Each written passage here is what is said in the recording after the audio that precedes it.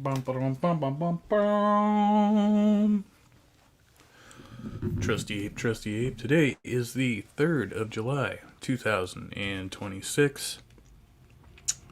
I am the Trusty Ape. If you hadn't been knowing, I'm here to let you know. And I'm going to open up the panel here for a little bit. Been a strange week.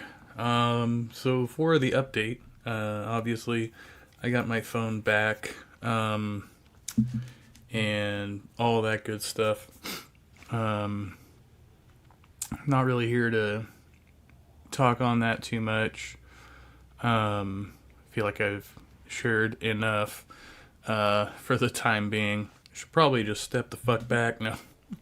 Take a break. Mikey Famine actually gave me some great advice, which was just fucking take care of yourself, take a break, do what you need to do, etc.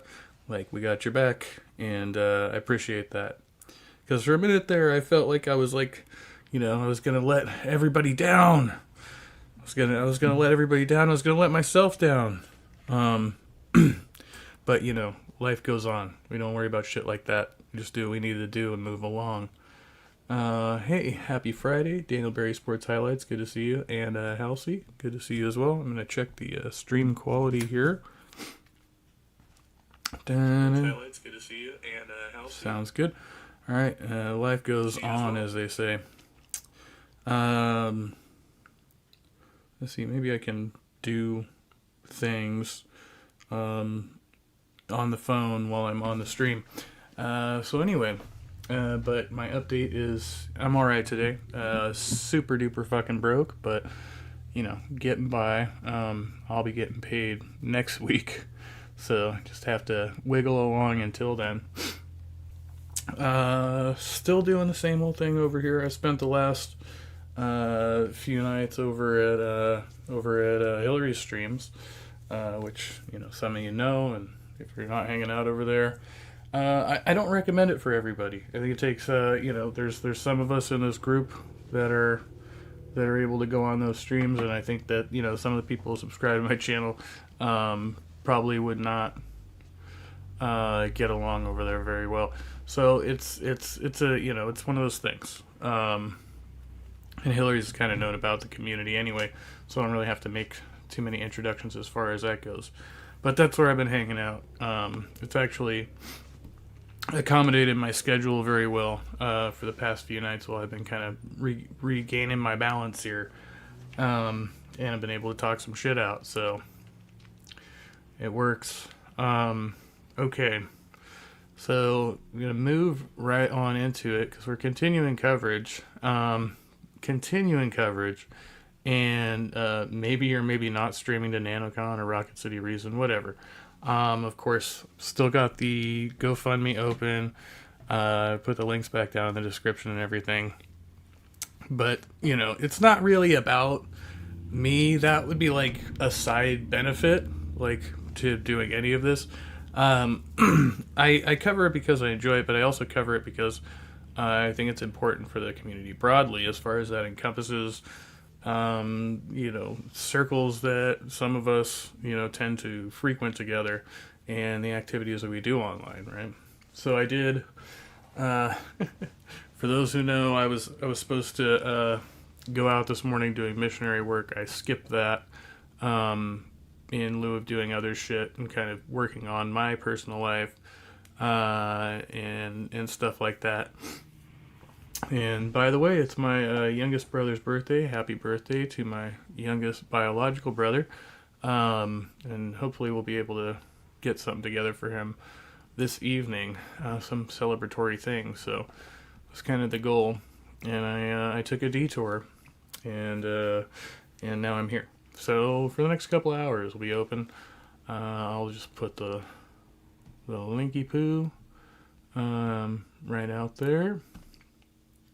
Hey, what's up, Mikey? Good to see you.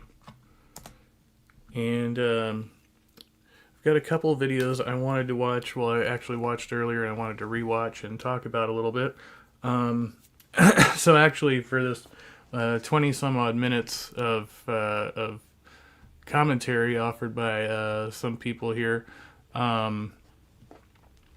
I watched a full 2-hour stream, which was a Thinking Atheist stream that I probably would have enjoyed watching anyway. I just happened to have missed it when it was live. And I noticed that some people said some things and associated it to Seth Andrews, and I don't know, or I don't have any reason to believe that Seth Andrews endorses any of that. Maybe he's just unaware of it or he hasn't addressed it yet. And thank you to the new subscribers. I know I had some new subscribers here, and I had not subbed back. I went through the list. They happen to be up on screen here now. Ascalon, Cole the Atheist, Chad Harris, Noise Ending, and then these other three I just actually found. Samantha Lux, and Theoretical Bullshit. So those are my new subscriptions, and thank you for subscribing if you do or if you have. I know some people have been around here longer than others. Anyway, so without further ado, we'll jump into the madness. And if anybody wants to come in, I mean, the panel is open, the topic is open for a couple hours. I would like to do some commentary on this, though, so we'll go there and then, let things unfold as they do. Happy Friday, happy almost birthday to the America, and I'm not like a big patriot, but it's cool. You can celebrate. I'm not gonna hold it against you.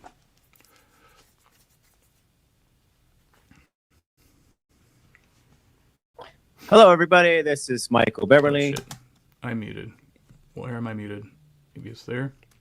I'm not really back to YouTube. Damn it, Jim. I need to call tech support. Okay, let me try this. I think I've had this problem before.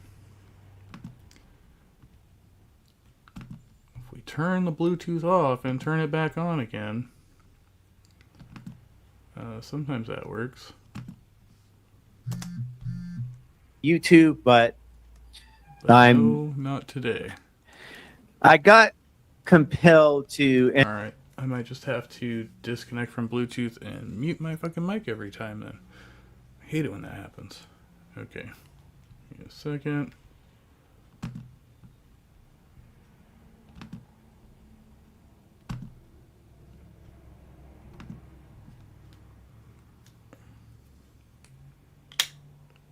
All right, how about now? To enter into this discussion because, Jay's been passionate about it, and he pushed me to look, and I did. I looked. All right, now I'm getting no sound. That's super weird. I'm just gonna try to disconnect my microphone then.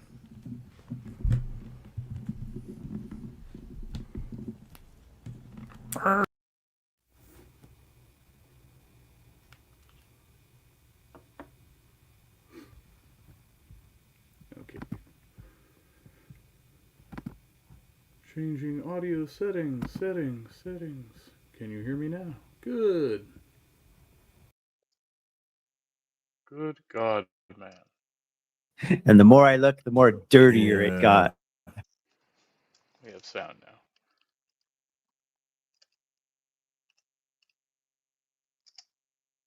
Hello, everybody. This is Michael. Shut up. Not there yet. Jeez. Can you hear me? Okay, now I have to check my stream again. Hello, everybody. This is Michael. Shut up. Okay, that works.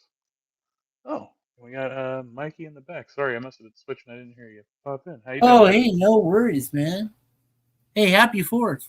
If I haven't had a chance to wish you a happy 4th there, Kevin. Thanks. We're not there yet. It's it's still the 3rd, but I mean, yeah. Yeah. I know. And it takes you 3 hours to catch up to me, brother. So I know. when I I was still hit envious of 12, those people in the future. 9. Yeah, exactly. Right. Like I said, when I hit 12 midnight and officially 250 years, you'll still be 3 hours behind me because of the damn daylight savings time. At least you're not an Aussie. Those guys are like, a whole day. Oh my lord, no, those people are like 16 hours ahead of us. Yeah. But it depends. I just found something interesting about Australia. It depends on the location of Australia you're in, because one of our best friends we know through YouTube and through Facebook and everything, they lived like at least 16 hours ahead of us. But there's another friend of ours that lives about 13 and a half hours. So apparently, Australia has its own kind of time zones. It's kind of weird. I know. Yeah, the way, yeah. Yeah. I remember that happening years ago. I have a buddy who's in the military, and he was in um, Afghanistan at the time before the withdrawal and Oh, all he that. was? Yeah, I knew some friends from Afghanistan. And he had called me at one point. They were able to make calls somehow while they were, like in rotation or whatever. Right.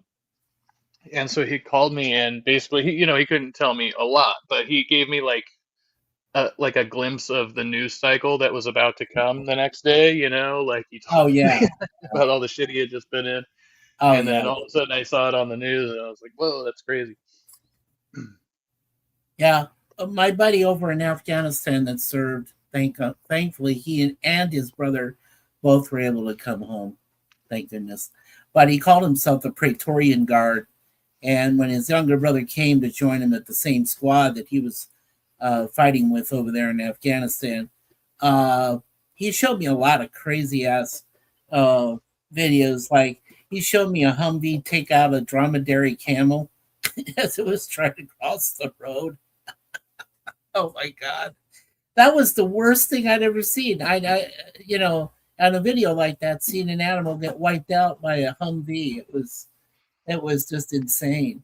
That was Uh, pretty they wild. were playing in this freshwater pool, while bullets are shooting around them, and they got the mines, the IEDs, I guess they call them, whatever, and so they're in the freshwater pool enjoying themselves while all these mines are around them, and some minesweeper guys are going around trying to find them, and yeah, I mean, just it was like life, going at a really fast pace, and guys trying to kill you, and you're just swimming in the pool. Yeah, Maybe.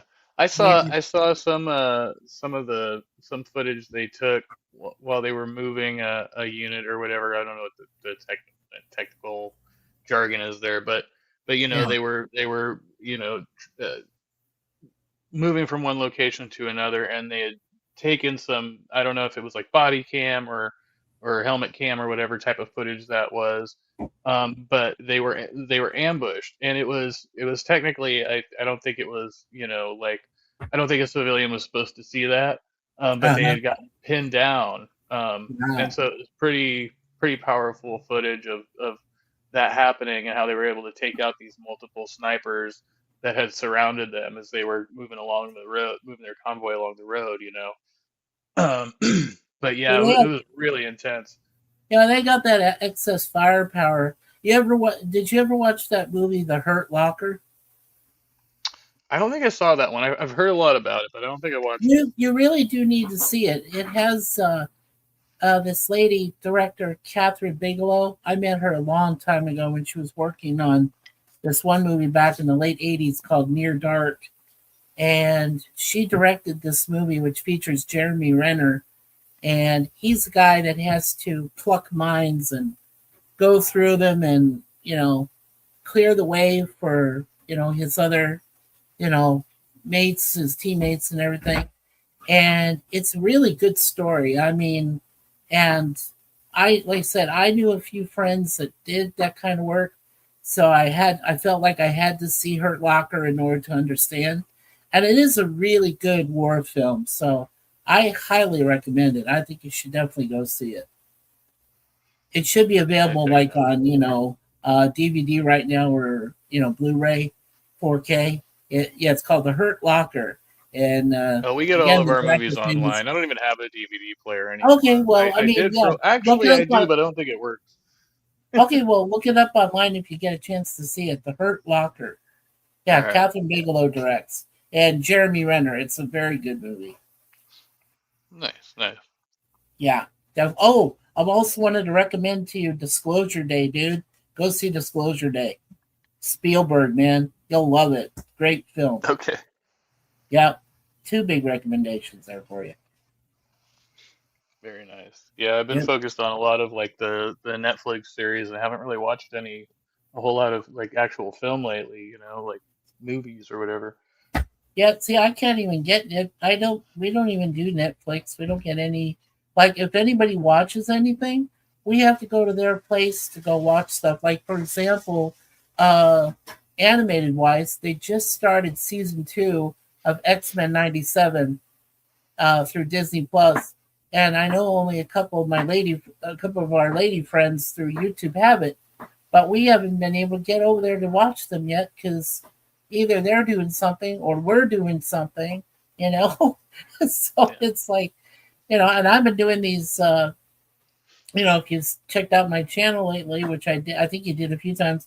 I've been doing these Charlie's Angels retro reviews, of the seasons for that, which is just on weekends, because Suzanne's got her knee surgery next week on Tuesday, which she has to go to that, and then we're going to be covering MASH in the fall. So yeah, but otherwise we're not doing a whole lot during the summer. So yeah, going to be rehabbing my wife, her knees. Gotcha. Yeah, you have to do what you got to do. Like take care of your health first. I mean, that's a Oh yeah, important well, thing. I did have that heart attack, but now I'm a lot better. I've been taking the required pills. I take 7 pills a day, my friend.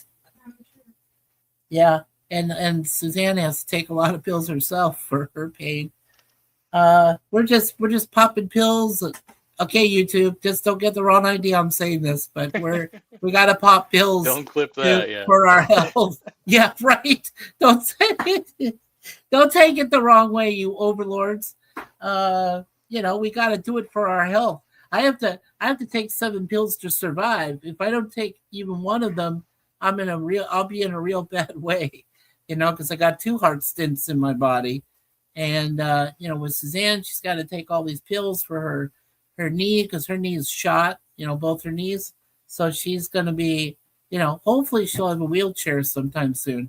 I hope we can get her one. And we've been trying for that so far. So, if you got a prayers for that, that'd be awesome because we need to get her one of those. Yeah. Yeah, So for that's pretty sure. much what's going on for us anyway. Did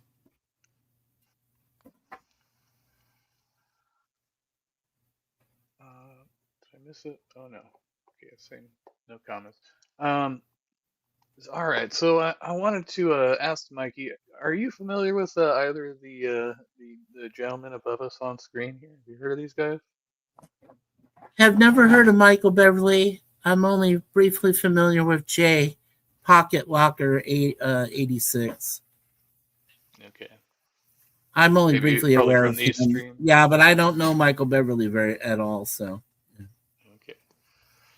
Um, yeah. So Michael has taken I mean taken up arms with Jay basically in this whole thing, and he's actually I think he's maybe in a way he's gone a step further than Jay and not just making YouTube content, but really preparing like um, like various documents and stuff.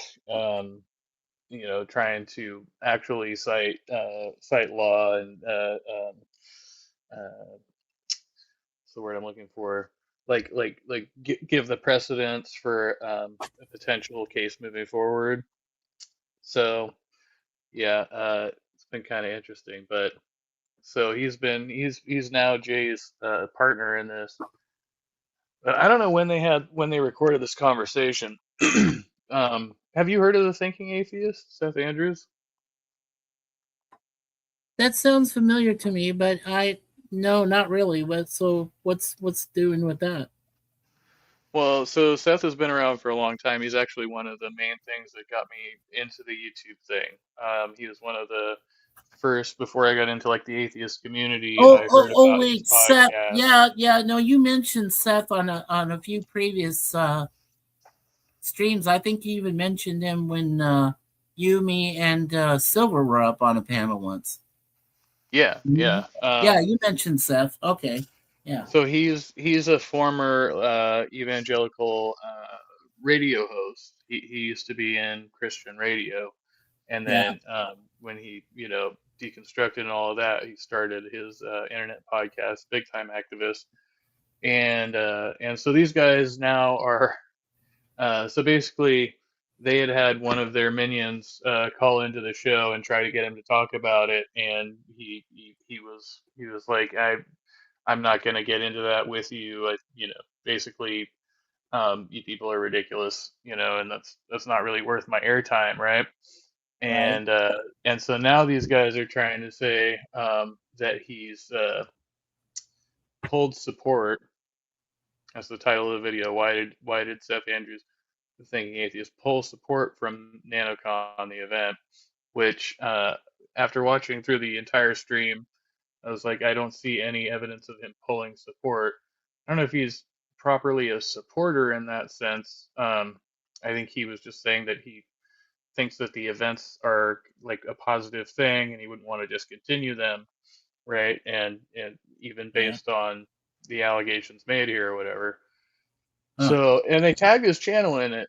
So I'm wondering like if they're just trying to get attention or what they're doing here. But I thought the contents of this video are pretty interesting, and they don't actually mention Seth in any particular way. They're just having a conversation amongst themselves. But um, yeah, I was listening through them. There's two parts to this. It's a little over 20 minutes, and so yeah, I wanted to kind of dissect it a little bit. I wonder if you'd be interested from your unbiased perspective watching this Sure. movie and seeing what Yeah, sure. these guys have to say. Yeah. Michael Beverly. I'm not really back to YouTube, but I got compelled to enter into this discussion because, well, Jay's been passionate about it, and he pushed me to look, and I did. I looked, and the more I looked, the more dirtier it got. How you doing tonight, Jay? I'm all right. I'm hanging in there, man. Thanks for doing this. It's weird to be back. So I think it's interesting right off the bat that he says that he was compelled by Jay to look into it. And they're basically accusing their opposition, other people of trying to compel other content creators to oppose them, right? Like there was a mission of some sort to spread disinformation or something like that, and that we were made promises or something of that nature, right? Yeah. We have also Kevin Cher Wilkes is in the chat Oh, is she? saying hello, Captain. Hello, Captain. Haven't heard Captain mean stuff Welcome, like Cher. that. Good Wow. to see you. Yeah, sure. Good to see you. Cher is a good friend of mine, IRL in the real life. Oh, cool. Yeah. We go back. Back here, but Yeah, I'm we glad haven't you're recorded you're for. back. Oh, it's been over a year since that. The last recording I did, the last stream I did was a year, like this month, a year ago. So Wow. I've been off of atheist, skeptic, deconstruction, and counter apologetics for a year now, and That seems to be basically true, I guess. He just dipped out of the scene. Yeah, I had noticed that content from Michael had become more scarce before this too. And but he's doing his dad thing. I get it. I think it's a little bit off-putting to Yeah. me that he posts some of his like personal vlogs on this page in the same like space with his other content. I don't know. I wouldn't do it myself. Right. I do toddler videos with Steven, which is still a lot of fun, and I hope to get back to that soon. But I had some good conversations with Patty, and I just made her a commitment that I would help on this project, and you kind of see it through till. And there he says he had conversations with Patty. Now, Patty is the sister of Nancy, the alleged victim. And Patty is the one who really seems to be kind of running this campaign and prodding these gentlemen to do what they're doing. And she says she's doing it with Nancy's blessing. Jay claims to have talked to Nancy. I don't think Michael's claimed to have talked to Nancy. Um, so she's kind of silent in the background there, but it's Patty who's going out there, still operating the channel, egging these guys on. And Okay. Michael just said that he made a commitment to her, kind of to pursue this and to continue doing this stuff. You know, the end of next month when Until the next NanoCon happens. Right. the next NanoCon happens, you Yeah. know. Yeah. And so yeah. I've been trying to do my part. And one of the ironies, so this has been eye-opening for many reasons. And one of the eye-opening things about it has been when I first started dabbling in this, I really wasn't involved, right? Like He's calling it dabbling, which I think is really weird considering the tag he's taking now. Like when you're starting to learn about something, I mean, Right. I guess that's sort of a dabbling, but when you're actively, spreading, or yeah, when you're actively spreading, you know, statements online, I mean, Yeah, I think that's when you try. that's not dabbling. Okay, that's you're fully immersed in the subject matter. You are in effect involved. So if he's saying he's dabbling, he's lying. Just saying, he's involved. Well, and he's going to say that he was critical of Jay initially, which I don't know if that's true or not. I haven't seen it, but And like that's I said, kind of I going to be the barely angle he comes from. true. And like I said, I barely have heard of Jay, so I'm just saying I'm not that I'm not that knowledgeable of what his real intentions are. But it looks like he, if you look at this video, it looks like he does have a bit of concern. So there is something that he's hoping to hear or maybe not wanting to hear. You know what I'm saying? Yeah. Yeah. Well, I think he's really trying to, like, the substance of this. He's trying to make sure he can steer the conversation, and Michael kind of seems to. It seems to be Michael's like actually the one who's in control, so he's making sure that he gets his points out, but not trying to disrespect Jay at all. And so they try to seem to disagree on a couple points, but it seems clear to me that Michael is very careful not to step on Jay's Yeah. toes. Now, Cher has already said hello to me, but also she said that it went from investigate to dabbling real fast. Yeah, it did. Yes, it did. And I'm curious. I'm curious to know what that means to in this case. You know, I'm really curious to see what the meaning of that is for him. We'll let him explain. Yeah. I wasn't Yes. an actor, right? I wasn't an actor. And I made a comment on one of your streams, and then, I got the typical AJ email.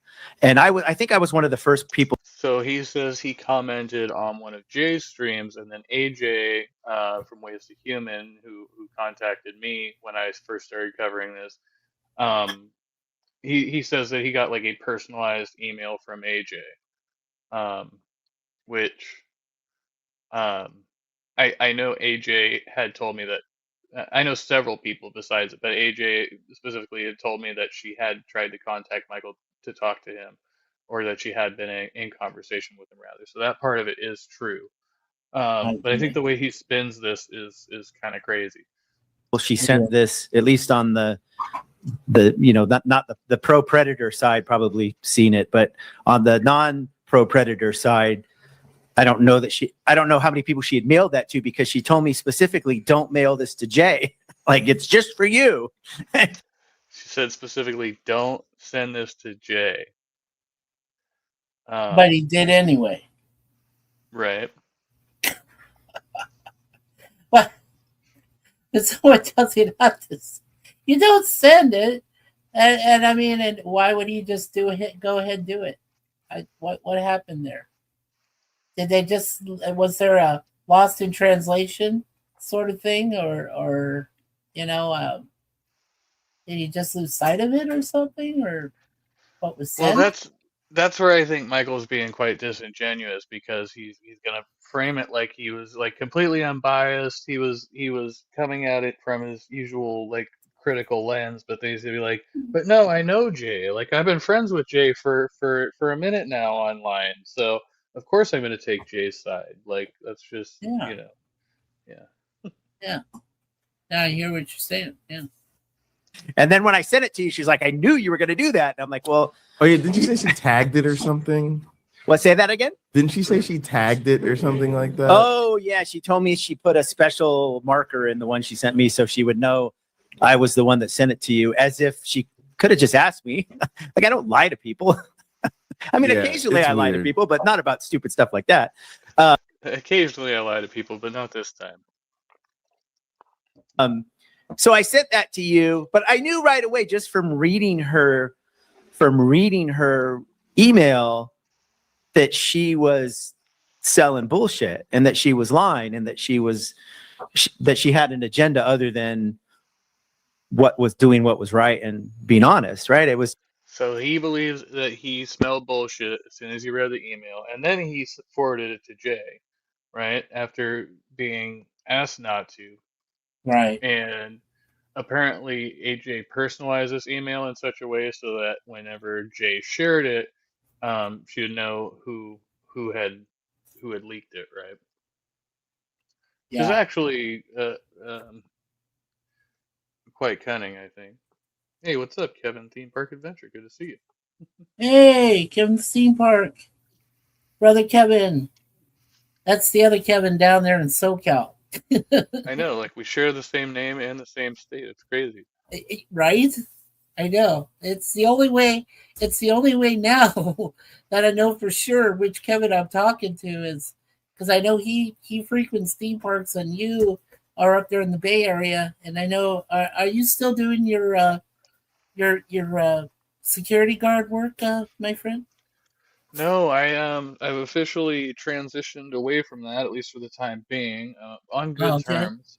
But yeah, I've left the security industry for the time being, and I'm focused solely on my behavioral health practice. So Oh, good. Okay. yeah.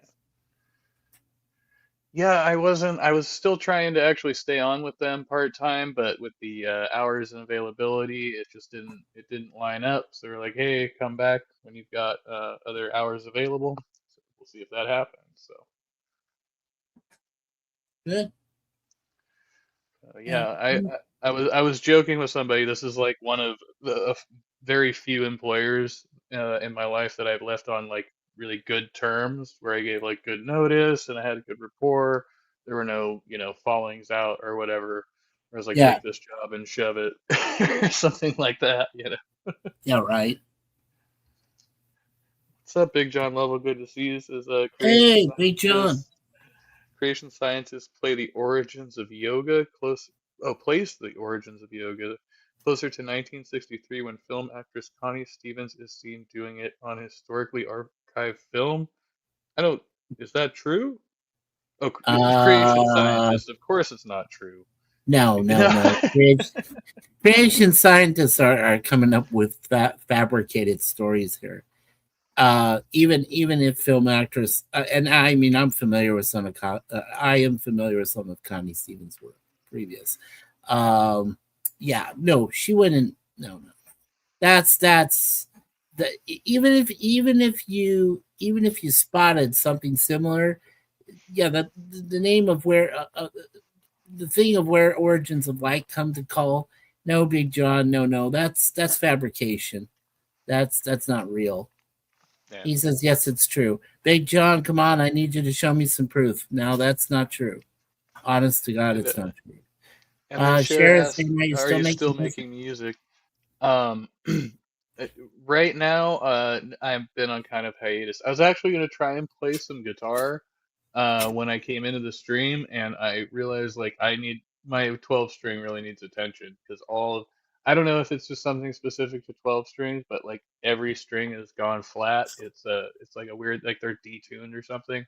And I just didn't have time to deal with it right now, but it's still in my heart, and yeah, I have. oddly, so the past 2 or 3 mornings, every morning when I wake up, I have the song "Virtual Insanity" by Jamiroquai playing in my head on repeat for at least probably 20 to 30 minutes. So there's still music in there, but I don't know what it's doing exactly. Okay.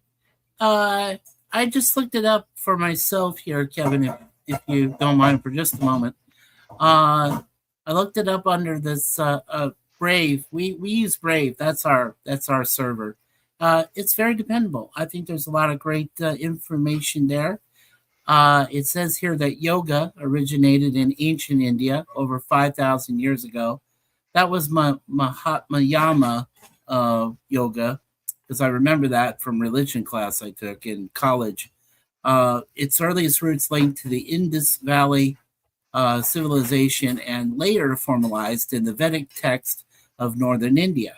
The word itself comes from the Sanskrit root, which is yuj, meaning to yoke or to unite, which is signifying the connection between the individual soul and the universal spirit. And earliest references, the term first appeared in the Rig Veda, which is circa 1500 BCE, where it referred to rituals and yoking. So, whatever the creation scientist said is bullshit. Okay? Just Thank you saying. for doing the research. Yeah, no problem. Beautiful. All right, let's get on back in this video here. Just obvious. Yeah. So that led me to dig some more. And then the next thing that happened was when Nitty said to me, "Come on, Michael, you're the guy that did the J. Warner Wallace stuff. Like, you know how to investigate stuff." Like, and yeah, Nitty, you're right. Now, interesting to me, now I'm a stupid idiot, right? I used to be I used to be a guy that could call up or email. Because you didn't investigate anything, Michael. That was the whole problem. They were like, "Come on, use your fucking brain," and then you just bought everything Jay said, hook, line, and sinker, and then that's why um, Oh, geez. that's funny. Even Big John saying he swear that it's true for him, and I think it's fake news. Dude, I'm reading from actual text, that historical text. What you are kindly referring to, Connie Stevens coming up with yoga from a earlier film that she did, that's not that makes no sense whatsoever. If you want to go into the true context of yoga, you have to go back to when it all started in India. Because I had remembered 5,000 years ago. Yeah, 5,000 years ago. Because I had remembered reading about. Thank you so much, man. So I remember reading about, like I said, when I took world religions in college, I learned a lot about, the Buddhist text and some of the Mahatma Yoga. I learned about a lot of things, and and its ways of connecting the spirit to, the ultimate entity, which of course is God. So, that's how I was able to get some of that information, and I just confirmed it by just looking it up. So, Big John, I don't know where you heard it from. Now, it may be real to you, but come on. I mean, yoga is respectful. It gives I think you Big John may be trying to segue into a Age of the Earth debate. I'm not sure. Oh, maybe. I don't know. I don't know for sure. What I can say for certain, he says yoga, a religion for sex addicts. No, what yoga is meant to do is to invoke a form of meditation.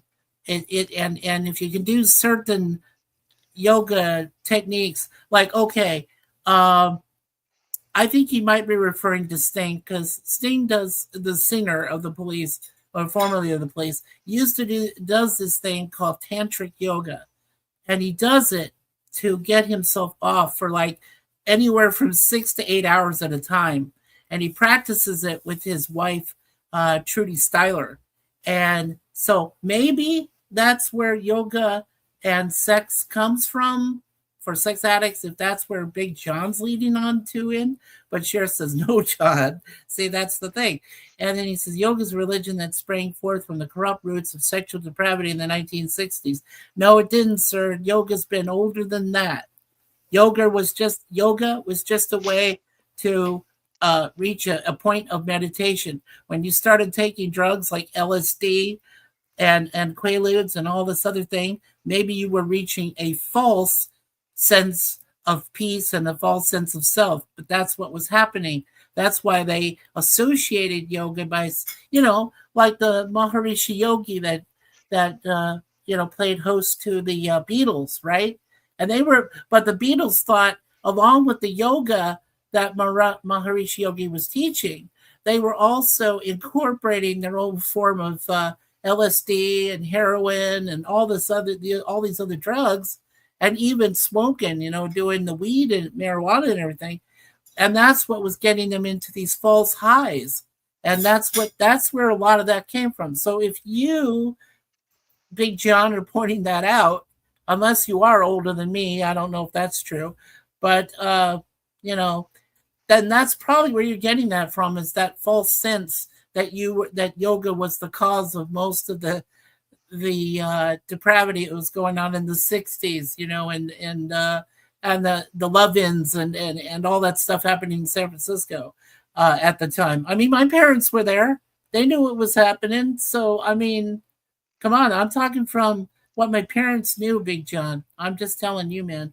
I'm just letting you know. Certainly more than one way to achieve climax, that's for sure. Oh, yeah. Well, yeah.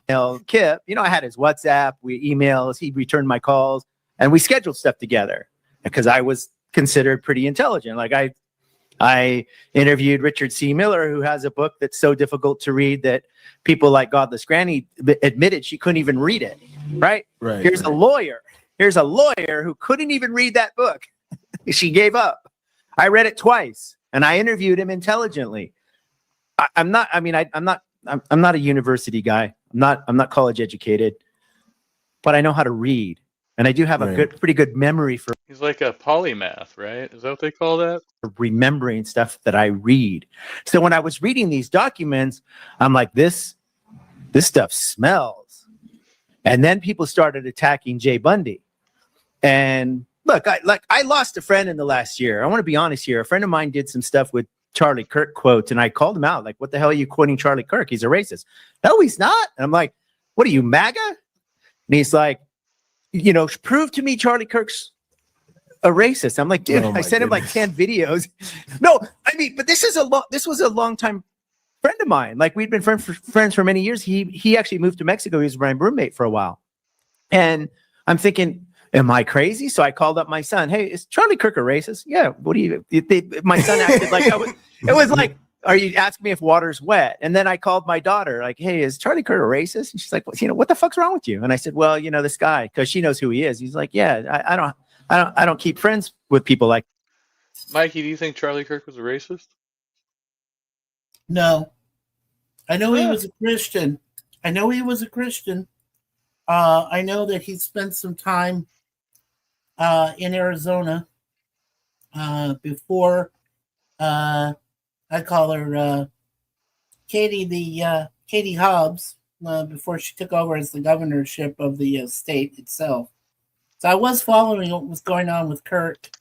I think Kirk was genuinely trying to lead a form of revolution, and maybe or maybe not, Trump was supportive of it. I don't know for sure. He said he supported him, so you can say that much. But see, I'm not a big Trump fan at all. I don't like Trump at all. See, but the thing is, I did appreciate Charlie Kirk for what he brought to the table. I appreciated the peaceful gestures he was making, and it was just unfortunate that someone took him out. Took him out. So, yeah. But no, he was not a racist. I can honestly tell you he was not a racist. Even I could tell you that.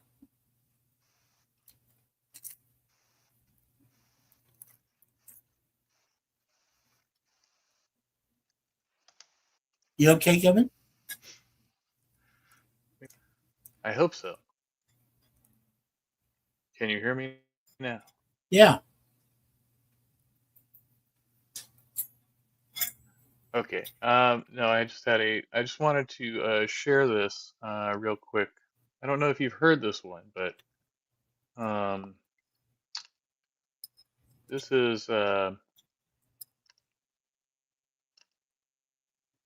full quote from Charlie. Okay. If it will play, I'm getting a spiral. All right.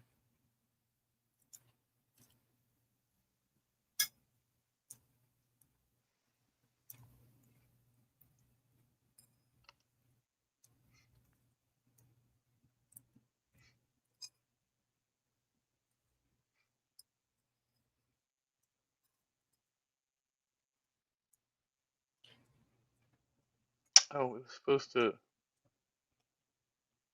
gonna show the video?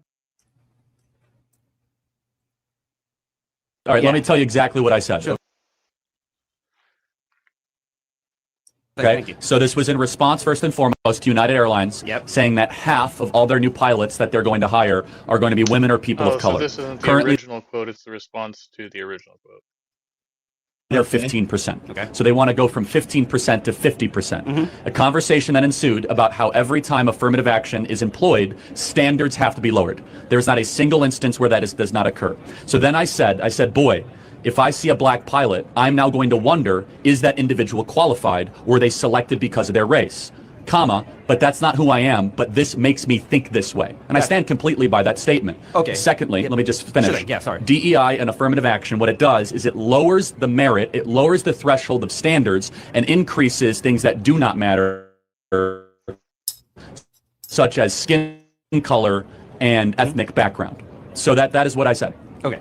Now, a more important question to ask me is, Charlie, do you believe that black pilots can be qualified? Of course, any individual can be qualified. I want a hiring quota and program that only cares about qualification, not skin color. And thirdly, I would say, why does United Airlines care so much about the color of the pilots that are flying them? Shouldn't they just want the best pilots? When you guys are flying from Vegas to Dallas or Vegas to Chicago, are you going to feel safer or more comfortable when you hit turbulence if you have a diverse pilot?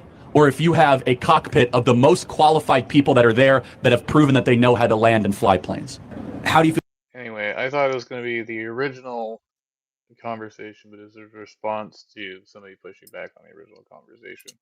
But yeah, he still just seems to imply that they would select less qualified people based on the color of their skin, which is no evidence for.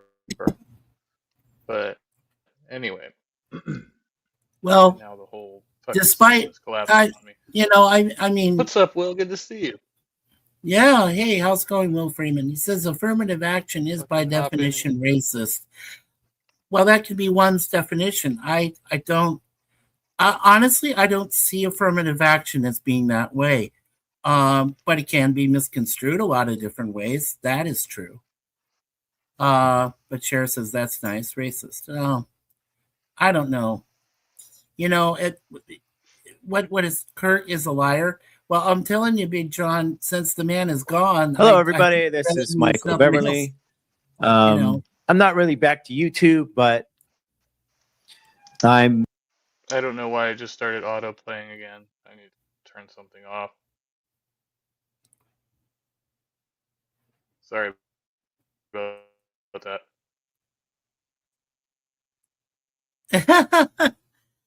Did Will Freeman literally say Let you finish "Booga your statement. booga booga, sir"? Oh yeah, Will's known for that. And here you go. Teach it. Yoga that teaches Yoga that followers how teaches to. its followers how to contort Oh, their come on. bodies into demonic positions with the ultimate goal of being able to place their sexual organs into their mouth. Yeah, I've tried that a few times. Yeah. Okay, I don't know. I don't know what demented positions he's thinking of. Jeez.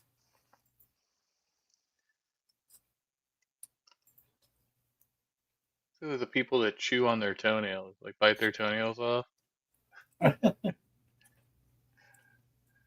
Look, throughout Fucking history, the thing about yoga for me, I would say in my honest opinion, the pros outweigh the cons of yoga, of yoga practices and and yoga teachings and whatever else has transpired over the last 5,000 years.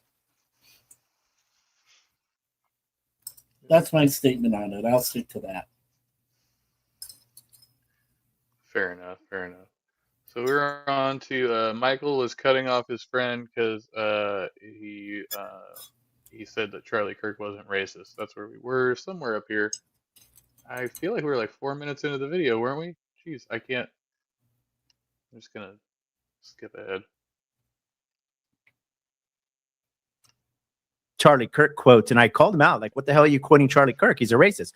No, he's not. And I'm like, what are you, MAGA? And he's like, you know, prove to me Charlie Kirk's a racist. I'm like, dude, Oh I my sent him like goodness. 10 videos. No, I mean, but this was a long time friend of mine. Like, we'd been friends for many years. He actually moved to Mexico. He was my roommate for a while.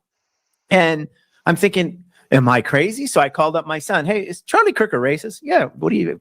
My son acted like it was like, are you asking me if water's wet? And then I called my daughter, like, hey, is Charlie Kirk a racist? And she's like, well, you know, what the fuck's wrong with you? And I said, well, you know, this guy, because she knows who he is. He's like, yeah, I don't keep friends with people like that. So it's like our friendship ended. And I thought, you know, there's integrity, and then there's fucking integrity. And when people started attacking you, I'm like, I'm fucking Jay's friend. Now, if he's really this fucking evil monster, I'm not going to hang out with him. But the more that I look, the more I realize there's something that extra stinks. So people got caught with their hand in the cookie jar. They got caught lying. They got caught smearing. They got caught doing all this bullshit. And the way to throw more smoke and dust in the air. They keep accusing people of like financial misconduct without having any sort of evidence. They're just like, we don't understand how to read these public these publicly available tax records from this MPO, and so we're just going to say that there's financial misconduct. They're sticking their hands to the cookie jar, so to speak. Zero fucking evidence behind that. There was, oh, that fucking Jay Bundy. Now, they won't come out and call you the N-word directly, but that's what they're Right. saying. He's Right. he's just one of those low life N-word guys that Yeah. that can't research, that Angry, destructive black people. angry and misogynist and a transphobe and all the stuff that you fight against, right? Like pretty Yeah. much everything they said every accusation was an admission of their own white guilt. I think It's it a is. projection. Yeah. Yeah, a projection and it enlightened me to where to look, right? So every time somebody would say something to me, I would go look. And I found out a lot of stuff that I never even would have thought of looking for until they said something stupid. Right. Now, what are the differences between your style and my style? I think my style is more like I engage with the trolls and talk to them and email them, and you just kind of brush them off. Like how you've been commenting on my channel. Yeah, so Michael addressed me in my comments. Of course, I made a whole video responding to that, and then got fucking crickets. So, congratulations. Often, like I don't. Yeah, and I think what they refer to that as punching downward, right? Because I'm like little fish over here. That Jay would say, just don't even bother with that guy because he don't have enough subs to really fuck with you or something. Jay could be paying Michael to say this. That's true, sure. That's possible. But it's more of like a cult of personality, as has been revealed.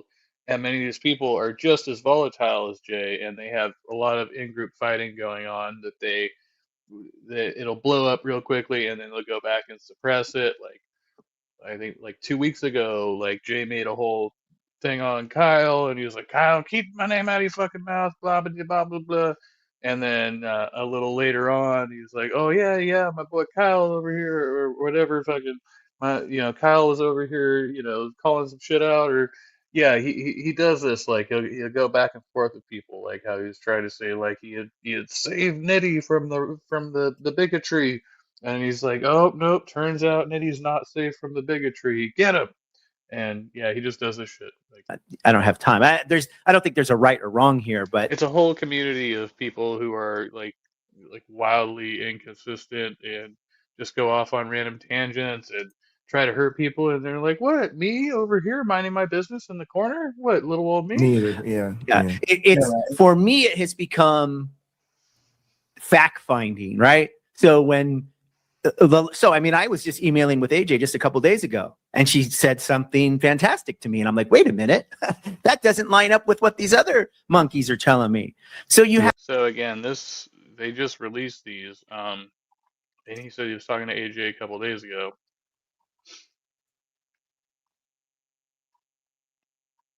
So still in contact, maintaining this. Is he in it for clout? Sure. In a way, yeah. I mean, this is his. I think he believes he's being an ally, probably, in some way.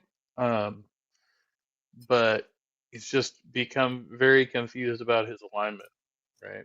And that's kind of their whole things. They were involved in a particular community, and there's a lot of intersection overlap, and then there's this gray area where like there's some real human conflict coming in here, and so that's why like what he's running with Jay's whole narrative that it's a patriarchal white supremacist conspiracy, and that basically the atheist community has become a mirror image of the church. Yeah. What were you gonna say, Mikey?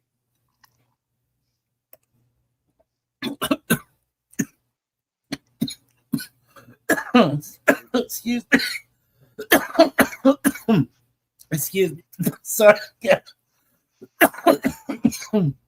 Sorry. Happy 420. Well, almost Oh 420. man. Yeah. I think well, all I can say about Charlie Kirk is the few things I knew of him, I didn't see him the way that some people have tagged him that way as being racist or other things.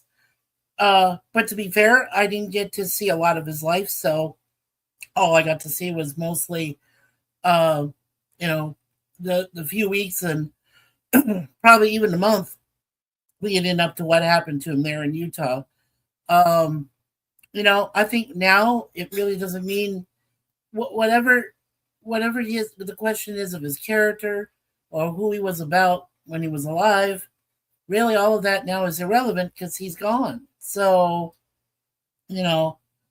I don't think it's a good thing to speak ill of the dead. It never is, and despite what he was, when he was alive. So, I guess that's my take on it. Yeah, I mean, personally, I mean, I don't really, I guess, yeah, I'm a mixed bag on that. I mean, I think that dead or alive people should be called out for what they did while they were alive, right? Good or bad, maybe. I don't think we should like belabor that too much. I don't know. There's a lot going on with that whole TPUSA thing and his wife since his demise, right? Personally, I think some of the views that Charlie expressed, I think, were fairly reprehensible, right? Right. But I also can say in my life that I am friends with people who have held similar views and we're able to have respectful dialogues, and it's not a deal breaker for the friendship necessarily. I mean, I'm able to maintain those relationships, but I still hope to persuade those people that their views are incorrect, right? Right. But I mean, I understand with Charlie as a public figure and kind of the support that he garnered, why that people kind of take that more seriously than just some average Joe American who's walking around expressing their views, because Charlie was able to raise a lot of support, right? He could he had influence in a way that most people do not. And that kind of makes it a little different. Sure. Well, Um, here's one thing I can say regarding friends and differing views, and I'm not going to say my friend's name, but one of my longtime friends is a huge supporter of Donald Trump and has been ever since he was first elected back in 2016. And I'm just trying to do an overview of this. And the one thing that my parents, and I mean my parents are old enough to know, like they don't like to get politically involved in a lot of things. But when it comes to certain people like Trump that are changing history, maybe or maybe not for the good of all, but my parents would know. I mean, they said that he's a dictator. And I said, well, yeah, there are different ways you can define dictator. He probably wants more than he ever got when he was, growing up in the financial world. He has made mistakes, as all financial people can make. We have a financial mistake running our country in Canada right now. He built the Bank of England and made it go down. Went bankrupt. After 10 years of messing with it. So we understand that politicians will make mistakes. But my parents are just, I would trust them over my longtime friend, only because my parents can back up statements they make. That's the huge difference, is that I trust my parents over any longtime friends who say that Trump is, the end all be all of presidents. And when my parents know different, I can trust them. I can trust them better than anybody else. I guess that's the best way I can say it. I'm kind of the opposite. So I growing up, like, I think for me, like, I was like really, my parents to me represent like extreme ends of a spectrum that I want to be more moderate on, I guess. Right. While I still lean, farther left. I mean, I my parents seem to be like highly confused about politics and how it affects them, and they're largely like single issue voters, in my opinion, and stuff like that. So I've always kind of tried. I feel like I'm always trying to educate my parents on politics, and they're like these, kind of um, they Come are on, the Big John. archetype of a.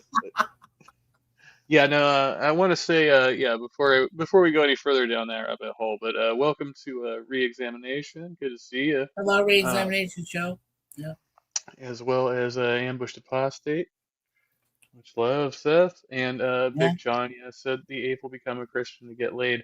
No, actually, I mean, I've gotten laid pretty well as an atheist. I mean, I don't struggle too much with that. I mean, I've struggled with being chronically single from time to time, but I still got laid in that process. I just didn't have any like meaningful relationships with Yeah. those people that lasted. Yeah, and Um, I like reading your friend shares here, where she says people gone can't defend themselves or correct their past behavior. That is correct. Now that is absolutely 100% correct. If they're gone, they can't defend themselves at all and say, well, I'm sorry I said these things. Because according to that video, and I'm sure that video is legit. I'm sure it wasn't overlaid with a falsehood or anything. I'm sure that's how Charlie Kirk felt at the time. But I know for what I saw briefly of the man and knowing of him, what I saw briefly is not what other people thought. So maybe people that have seen him more, understood him more as he was coming up in the ranks, as Trump was, reasserting himself and coming back after Biden did such a shit show. And Kamala, you didn't want anything to do with Kamala. Now that's not being racist, okay? Kamala Harris, we all know, is black, but that's not being racist. We know that Kamala Harris would have been the worst of two evils. So as well, and I agreed with that with a lot of people, even though I'm not a big Trump supporter at all. I agree with a lot of people that I'm saying the lesser of two evils, again, which applies to politics. In this case, Trump was the better choice. Fortunately or unfortunately, depends on what side of the aisle, what side of the aisle you're on, or where you're at, in life, where your thoughts are. That's why I don't like to talk a lot of politics, because I like to talk more about the character of the person, or the personality of a person, and where they stand. And yeah, I mean, Big John, yes, Trump is a crook, but he's only a crook because he tried to cover up mistakes he made in financial matters. That's why he's a crook. He tried to cover that up. As you can see, cover-ups are a big thing with him. That is why he is a crook. Right. See, and Big John says, I did not vote for evil. Well, John, to be honest, I didn't vote for evil either. In fact, when I was still back in the States back in 2016, I mentioned this to Kevin one time before, I voted for an independent. I didn't vote for Democrat. I didn't vote for Republican. Most of my life I was a staunch Democrat. There was only 2 times I voted for a Republican, and that was to put Reagan in not once, but twice. So I voted for Ronald Reagan. That was the only time that I made the right choice. Everything else was just completely, crap. And yeah, sure, Big John, Trump could be a racist. He slept with enough women. You don't think he slept with his own wife, do you think? Do you really believe that? No, honestly, no. I mean, when you have that type of power, you have that influence. You can get away with just about anything. Look what Jeffrey Epstein did all those years. And yes, yet we're still talking about this guy who already, offed himself in prison, to avoid facing whatever was coming his way. And now, they release all this stuff about him. I'm like, okay, well, maybe people already knew about this. So what's the point in releasing all this stuff now? It makes no sense. I don't know. It's, to me, I mean, it's just crazy. All right, we can host the Trump debate maybe later, but for now we'll get back to this other alleged cover-up All right. over here. Have these people contradicting each other in that camp, and that led me to ask more questions that I hadn't thought of before. So, right. So one of the reasons I wanted to record with you is so we can kind of talk about things that we all agree are facts, like both sides. Like everybody agrees Elliot and Nancy were in a stairwell isolated, that there was no video camera, and something bad happened, right? Like, yes, everybody agrees that the 2 parties involved agree that happened. Yeah. People have different versions of what that quote bad means, but Right. nobody's arguing that there wasn't an incident of at least some amount of minutes in which something happened that wasn't nice. I don't Right? know. Can we be as vague as Oh, possible? though. I don't know, because I wonder how much of it ends up then being. KC, welcome. So my I mean, Facebook is fine. I think I had you on Facebook. You were John. Well, anyway, you don't know that's me. The other way is my email is stupidmonkeyphilosophy@gmail. And it's it should be at the bottom of the description and the top of the page. Either way, you can find stupidmonkeyphilosophy@gmail.com. Feel free. This, I don't know, like the thing that And welcome to Spooky Bed here. Much love, my friend. I've been guilty of is trying to adopt the safest or most conservative version of the story. And so but that's how you end up doing things like calling it a sexual assault over and over again instead of an attempted rape, right? Because when you want to go to the let's go with what everybody can agree to, it's like, okay, well, we can agree she alleges her shirt was pulled up, and we can agree, you know what I mean? So it just gets weird to where I've felt myself just kind of regretting some of my word choices throughout this process, just because I felt like I was trying to um go with like the safest version of the story rather than like what I think we really should be doing, which is almost like the Mac. Sure said yes, but the story that Patty read was AI detailed. Um, Potentially. I'm not sure. I actually have it open here. Um, in tab. This is the actual. Um, well, yeah, it's supposed to be typewritten or whatever, but that doesn't mean they can't run it through AI first. Um,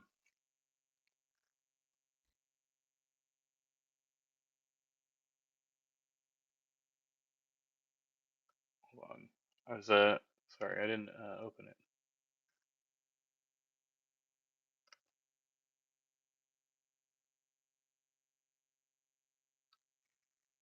Uh, sure. Okay, you have to stop the screen and then share the screen. I forgot about that. So we do have it Sorry, I had to here. step away for a minute. Sorry No, that's about that. fine. You're good. And we have the AI summary over here. The incident on July 25th, 2025, while attending NanoCon in Burns, Tennessee, Nancy Viswanathan was assaulted by Elliot Martin, or Secular Rarity, after engaging in flirtation. Viswanathan followed Martin to a back stairwell. Martin pushed Viswanathan down the stairs, resulting in her head striking a concrete wall. Following the fall, Martin physically pinned Viswanathan and subsequently strangled her.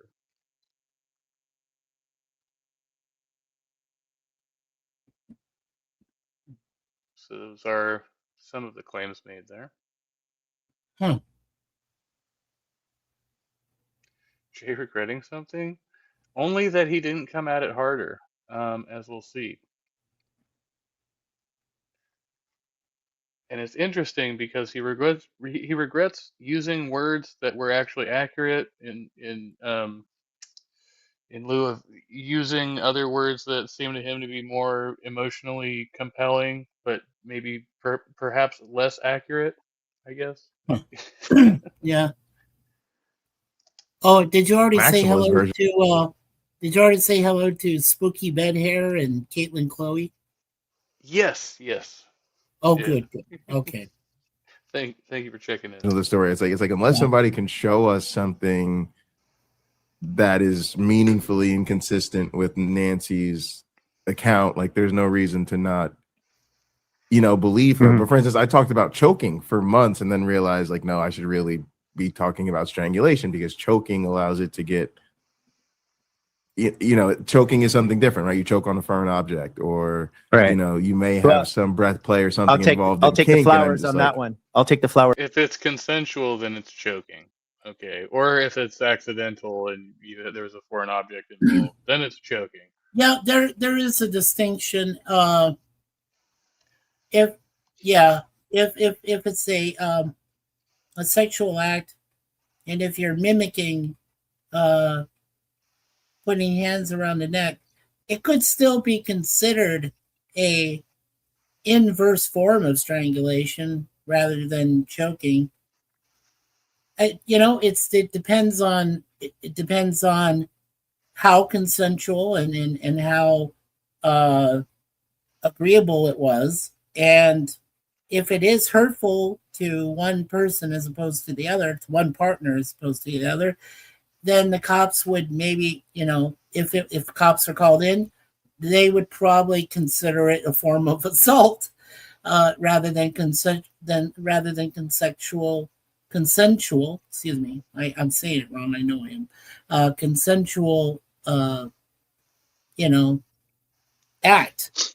So I mean, sure, one's interpretation. That's how it Yeah, is. and that's why consensual non-consent is such a risky business. Like you have to have a deep level of trust with that person on both sides, right? Because Yeah, yeah, the person who is potentially receiving of yeah, that whatever it is, the breath play or something, yeah. um, they have they have you know they have to trust that the other person's not going to take it too far. They have to trust that Right. they're not going to cross those boundaries, right? But Yeah, on the other side of that, the person who is giving it, has to trust that the other person is not going to turn around and later claim that it was, in fact, non-consensual if Sure. they had an established agreement in place, Sure. right? And that's Yeah. why some people will go so far as to put that in writing and have a legal contract around CNC. And hello, what is that? Kip Davis? Dr. Kip Davis. Dr. Oh, Kip this. Davis. Davis a pro. Oh, this. Yeah. We're doing it a little bit differently. Welcome, Dr. Kip. Hello, it's a Dr. pleasure. Kip. Yeah, we're Dr. going Kip is a through. real doctor. Yeah, I don't think he'd fake it by calling himself Dr. Kip Davis. Oh, you'd be surprised around these parts, though. We've seen Oh, some sure, wild sure, ones. sure. Some people have this way of exaggerating by using exaggerated titles for themselves. But I can honestly Yeah. tell you the reason I'm Chatty Blogger MS is I'm definitely chatty. I talk a lot. If you haven't noticed, and you're a good friend of mine, Kevin, so you know this for a fact. And I love to blog. I even when I get bored, it's like, oh gosh, now I got to put something down. I gotta put something there. I say, that I do things that, are important, but in eventually I'll be like, oh God, I'm so bored. I got to think of something to do. Oh, I know what I could do, and then I post something. So, that's where that name comes from, Chatty Blocker MS. And like I said, the MS is Mikey Sue's. That's, my wife has been with me ever since the beginning, pretty much. I think there's only 4 years she missed, but the rest of the time, 16 long years, wonderful years together. We put together 3 different channels. So, yeah, pretty proud of that. Yeah. Yeah, and you have like an online persona that you kind of like built and maintained over the years, Yeah. No, well, yeah. I Um, mean, my 20-year anniversary as a YouTube creator is coming up soon. It's coming up in November, at the end of November, actually, close to the end of November. November 30th is when that's coming up. I didn't even realize that was that long ago, 20 years. I was like, wow. Yeah. I mean, I even remember when the first YouTube video came out in 2005, and I did a whole segment about it. It was April of 2005 when they had the very first YouTube video, this guy filming at the zoo for 30 seconds or whatever, that kind of thing. And I just remember when that started. And I mean, look, that's 21 years already, that that YouTube's been out there, and it has changed so Wow. much. But some of it has changed for the worse, and it's unfortunate. It is, because I thought YouTube would be a more of a, bringing people together and maybe bringing the world together. Who, maybe that was kind of a pipe dream, but but still, I it's mean, working. it's It's working. totally working. And it still works. Yeah, I mean, in the overall, yes, it is still working, but there is still going to be chaos. There's going to be animosity. There's going to be hatred. Racism, if you want to go that far. I mean, sure. I mean, but now, Well, you don't have to go very far for racism. It's no, you pretty don't. close But by. I mean, right, true. But I mean, it's the platforms. It's the niche that everyone tries to establish for themselves. They don't want to be, you don't want someone's YouTube channel. I hope I'm not getting off topic here too much, but you don't want someone's YouTube channel to be exactly the same as yours. You want to be different. You want to be unique. And I know you have a great channel here, Kevin. You really do, because you got the unique topics and things you cover, and that's what Suzanne and I do with our Chatty Blogger. We, MS is we do different things. We talk about pop culture. We talk about other subjects, but we try to put it in a kind enough, gentle format. But we're going to be a bit blunt, honest with you too. So we're not going to bullshit you or lie to you. To the best of our ability. We're going to let you know what we're talking about, and and that's just the way we are, and that's what makes both of our. What I like to see is that that's what makes our channel special. And if you have a guy like Michael Beverly who's been gone for a year, and then comes back and does all this.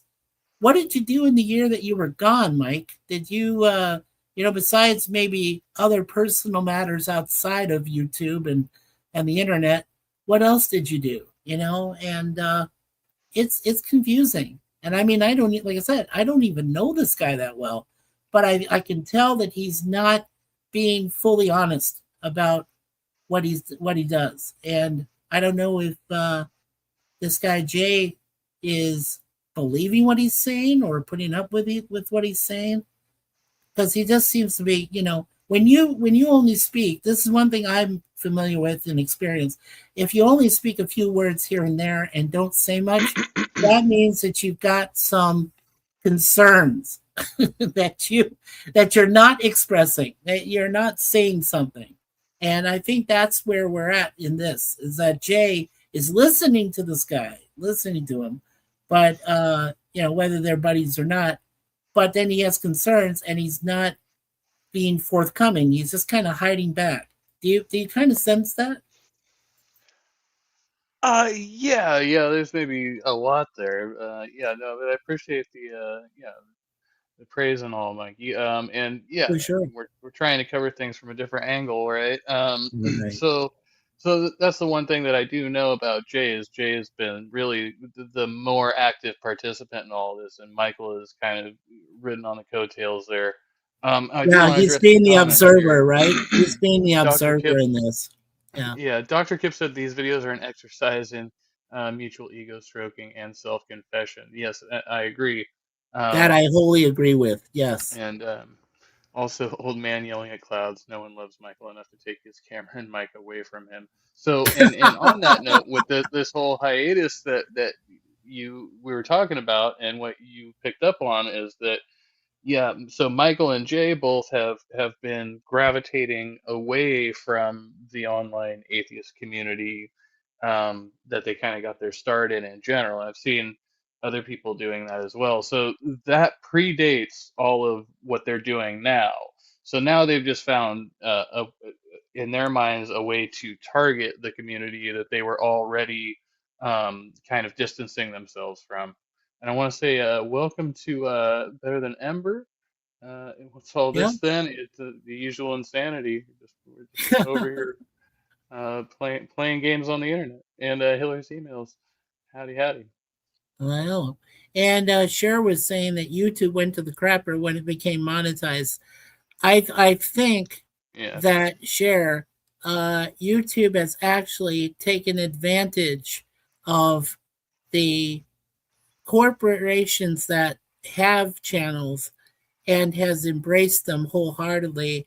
And when it comes to the younger channels like ours, like Kevin's, like you would call us the small time channels, like a small business kind of venture, we've been shunned. We have been literally outcasted, like we don't belong.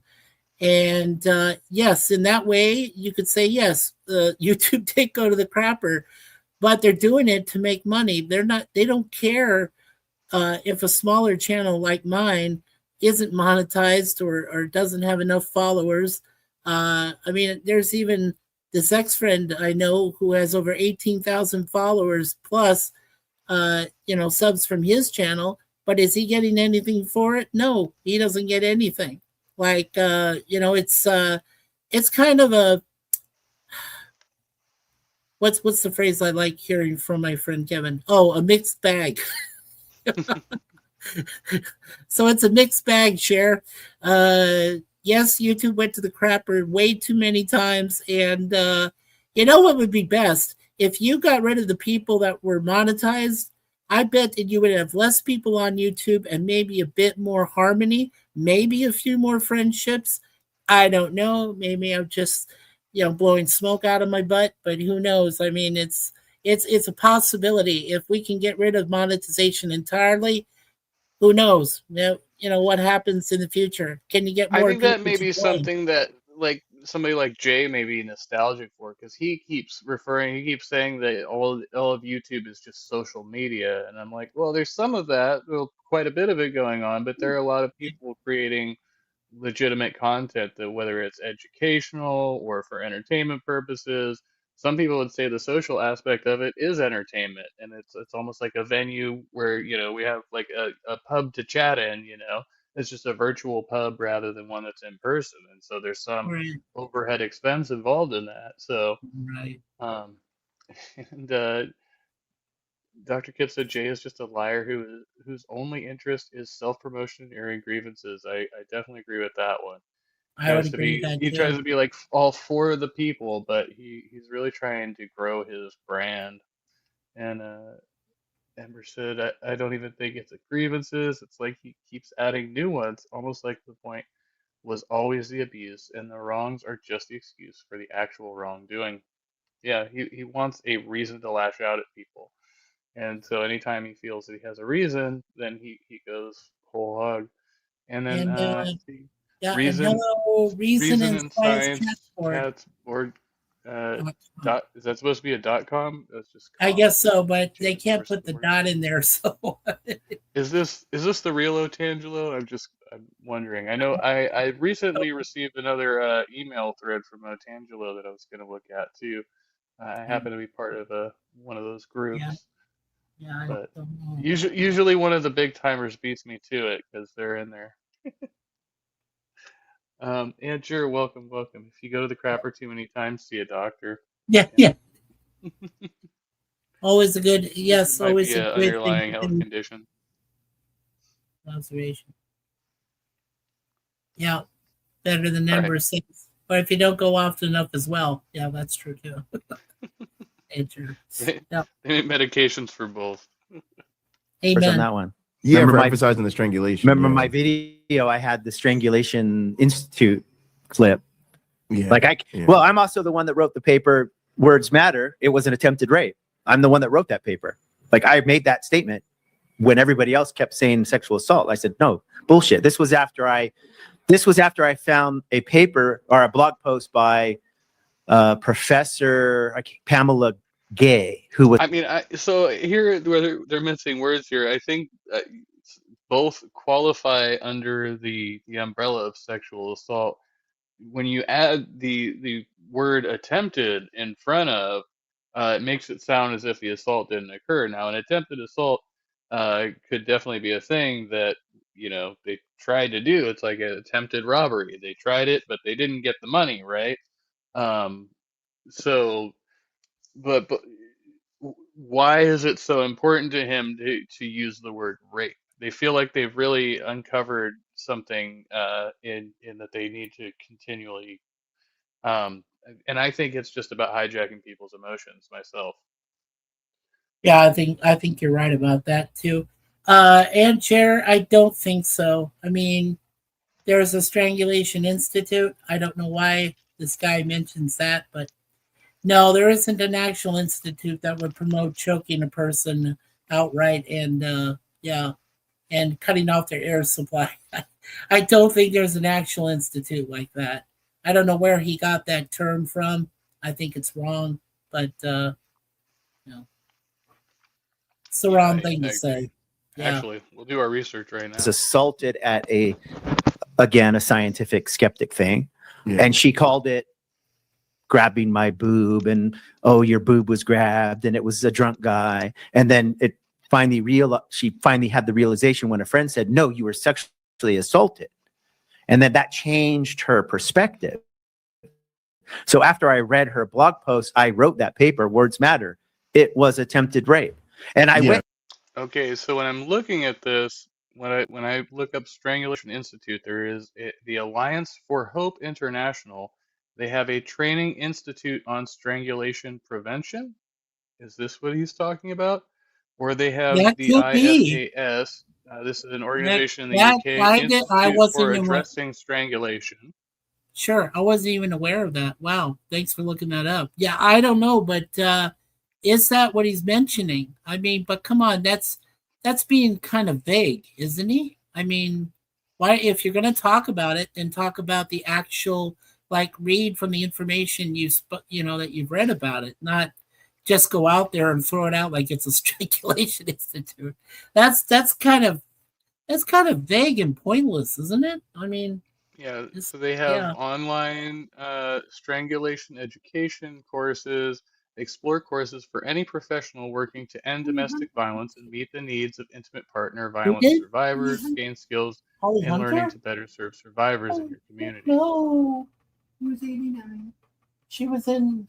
Holly Hunter was in Tommy. oh, Tommy Hunter. Oh, I'm sorry. Tommy Hunter passed away, 89 years old. I almost thought you said Holly Hunter. I'm like, no. She still had to complete Star Trek Starfleet Academy, not that Hunter. Yeah, no. Mr. Bird enjoys making shit up. No, maybe so. He may be He's thinking, pulling it from somewhere. He maybe think of the San Diego oh, County Strangulation blowing smoke Protocol out of as his butt. experience. That is from more than 10 years ago, so the exact words don't matter. Yeah. Right? Yeah, and also I haste to say that like just going over his file when I was looking at it, I was like, it seems like he it's like when the kids let Chat GPT write their essays, it's something like that. Where he's like, Yeah. oh, I could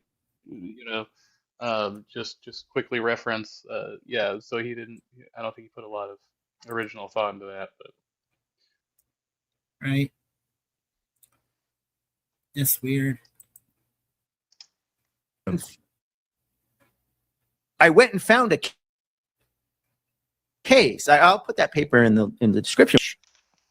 A conviction for attempted rape was appealed, and the appellate court or whatever higher court in Tennessee that reviewed it upheld the conviction. And why? These were the elements.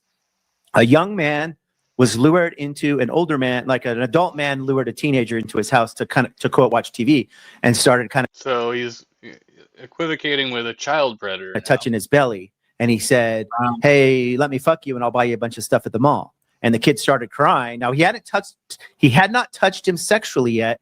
And he had not like held him or imprisoned him or trapped him. Right. The boy started crying.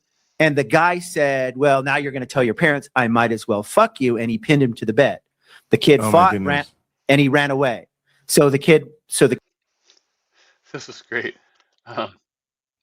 Yes, Ember says words matter to him the way that truth matters to S.J. Thomas.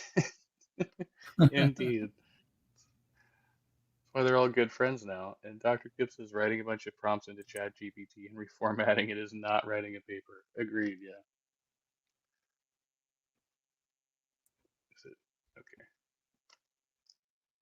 kid got away. He was never sexually touched. He was never penetrated. But there was two elements. The guy announced his intention. I'm going to fuck you because I know you're going to tell your parents anyway, so I might as well just fuck you. And he pinned him down on the bed. Now, the way the law works is you pin somebody down, doesn't matter if it's 1 second or 2 minutes or whatever. Right. You've literally pinned them down. What happened to Nancy? She was pinned down. What did Elliot announce? I'm going to fuck you. Yeah. Right? Yeah. So Yeah. those two elements are what you need for attempted rape. And that's why I wrote that short paper. But I think what we did, I feel like in her version of the story, go back and read through it. The pinning came. No, Those there's were two no. separate events that happened, not at the same time, but. Well, he wasn't there. Beverly's trying to speak like he was actually there to witness this whole insane act, and I'm like, dude, you weren't even there. You don't even know, unless you're in the actual moment, like Nancy had to have been since she was there, and it was happening to her. She would know more. I think that you're discrediting her experience, and I'm just saying with that R word, I would take away the attempted. I would say it was plain and out R. There's no attempted whatsoever initiated into that context. That's just blatant. That was something that he, whoever the person that was doing this to her, blatantly has told you what he's going to do. There's no attempt to it. It's what he's planning to do, and the cops should have been called immediately. either in the course Well, of Mikey, you've done something, so or if I could help you on this, because I'm looking at the letter. So what they're saying is based on the notarized statement that this woman wrote. right, And and so I got that wrong, right? So the pinning to the ground and him uttering that phrase, according to her letter, that was the way it happened, which was a separate incident following being pushed down the stairs and preceding the strangulation, allegedly. But at no point does she. So she says that his dick made a brief appearance, as she words it. And so she doesn't claim that the rape actually took place, even though he appears to have been threatening that at that point. But then she also elaborates that she acknowledges that she had talked to him about doing this kink play, with this consensual non-consent play, and so right. that was an aspect of it. In the chat, did you read what Dr. Gibbs said about Michael Um, said something about is that where you left off?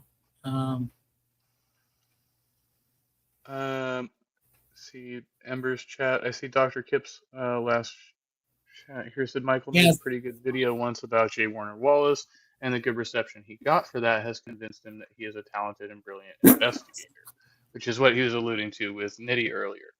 Right.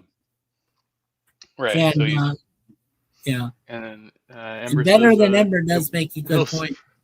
it'll Yeah. surprise no one to know those are not the two criteria, and also fake criteria don't match any version of the story. And for the record, the actual criteria are 1, intent to commit, and 2, attempting to do it. Yeah, I think the threat of making a threat is a separate crime in and of itself. That it doesn't. I think the two words that are essential also, Ember, I completely agreed with you on those 2 points, to the 2 bullet points of the criteria. But I think that for part 2, you need to say attempting to do it without consent. That is completely, because then you know it's one-sided, and you know that the part of attempted no longer applies. This is something that he has intent to do, as you said. And if they have the intent, they're going to do it without consent completely. That's the only reason that those would be the 2 criteria, because then it's non-consensual. It is completely what the R word stands for, and it's only one-sided. So, yeah, I mean, that's exactly where you should be on that, Ember, for sure. But you were right there. So I did agree with what you said of all of it that you set up there in your comment. So, yeah, for sure. And also, the point, just to wrap around what I was saying earlier, in the way that they're characterizing this. So it doesn't have to be, an R doesn't have to take place in order for an SA to have taken place. Those two do not. It doesn't necessarily. Yeah, you know what I mean? Yeah. Yeah. Right. Andrew was asking, didn't Nancy specifically request that the cops not be called? Yes, initially, and according to her own story, yes. Wow. It was against her wishes. She went to the police later, and we can only speculate that she was persuaded to do so by other people who are now seemingly running this shit show. Right. And Ember says, 1, in her own communication, she states she took his bits out. Oh, when he made the appearance. And 2, what she wrote in that letter was, "I could fuck you right now," which is a long way from "I will." Yes. Yeah.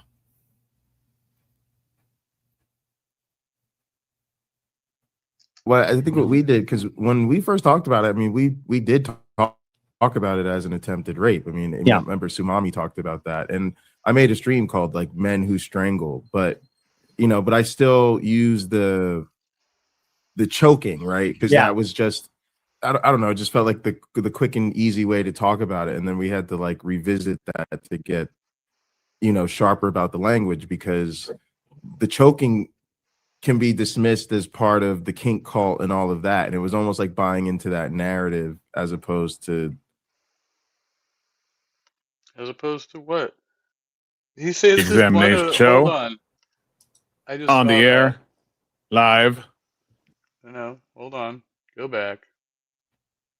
It says this is a part of an 18-part series that he's doing. It's wild. Weird. Yeah. Weird.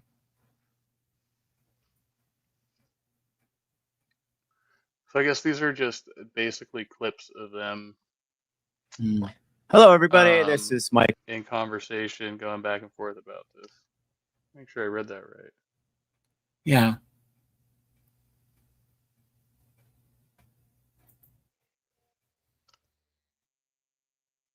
Okay, there's part 2. Mm.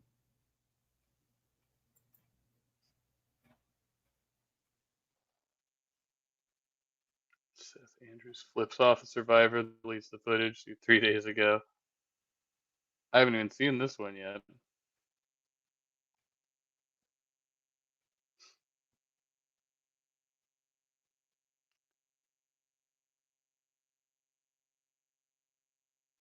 That's like over 2 hours long though. Where is the other one I just posted?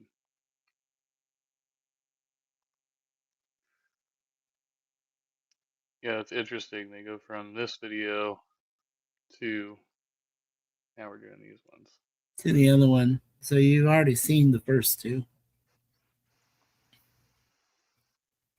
Oh, and Ancher says, and side note, that is a cute kitty You you know, have there, Ancher, by the way.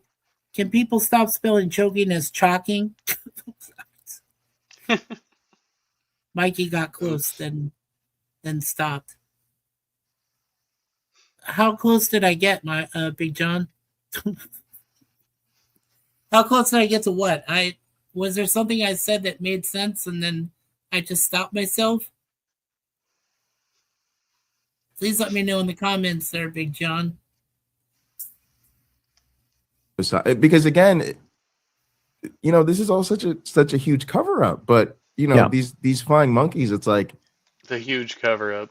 We're all totally trying to cover this up. I don't know how they sleep at night being so dismissive of her being strangled and pinned down and it's terrible and pushed down the stairs and all of this. And I absolutely do not think that they fell down the stairs together. Now, what I do, Dude, I mean, it's just dismissive. I mean, I may be a bit desensitized, but I've known some people who've had some horrible shit happen to them, right? Like, so this is not among any of the more terrifying stories I have heard in my life of violence, particularly sexual violence. I mean, on its face, it's bad, and then when you actually like look into it and realize that it's probably not as bad as it's being chalked up to be, but that's not still to dismiss that something bad may have happened and that person might have been traumatized. But hey, a lot of us are traumatized. A lot of us have had horrific shit happen to us, right? Yes. Well, we've had trying to act like we just don't care. Yeah. Well, I've known some friends, previous friends, couples that had fights. Whether or not the fights escalated to something very terrible or not, you know, that's something that couples like that, especially, you know, we don't know if Nancy knew this guy well enough or. Oh, we do. So I can give you the backstory. Yeah, I just go on as if people know because I've been streaming this for a minute. But I don't know. So Nancy knew Secularity online. They had an online correspondences before, and so this is the second time they had met. They had met briefly at another conference, and then at this conference is the first time they had, I guess, the contact begins, right? Like the physical contact. But she had expressed interest in him. So she was pursuing him sexually pretty openly, as far as we can tell, up until this point. And he just happens to be extremely intoxicated on this night. And she continues to try to pursue him in that state. And then he just goes crazy? That is the allegation, yeah. Wow. What I don't put out of. Oops, sorry, what was that? No, I was gonna say I did some scary ass shit when I was, a drunken, when I was an alcoholic, and I went through, I went through some crazy stuff. But one thing I would never do, and I never did, was to impinge on a woman's personal space unless it was totally consensual. And even if that happened, I was totally like acting within the boundaries of civility and and being you know a kind person and not instigating anything bad. Like I never took any woman home if I was drunk. I never did that. I made sure of that I never did that. And there's only one or two times that I actually was involved with someone that I barely knew them, and but nothing bad happened. I mean, it just whatever occurred, and yeah. So I never did anything like that. But nowadays I guess relationships are a bit more dangerous. Whatever the situation is. This whole situation is really strange because it took place in a hotel at a crowded event. Granted, it was after hours, so this is late in the evening, right? And it was again this she acknowledges, basically there was consensual kissing, there was foreplay going on, all of that. So it wasn't like a one-sided deal. And most people there describe it as her being the aggressor, right? She is actually the one who's aggressing him in that way. Right. So yeah, it would have to be a pretty elaborate conspiracy for everybody to come up with that story, and then this incident takes place in the one isolated stairwell in the venue, right? And it had to have been probably pretty brief from what we can tell. So, and she just describes a lot of things happening there in that couple of minutes when they were alone in the stairway, right?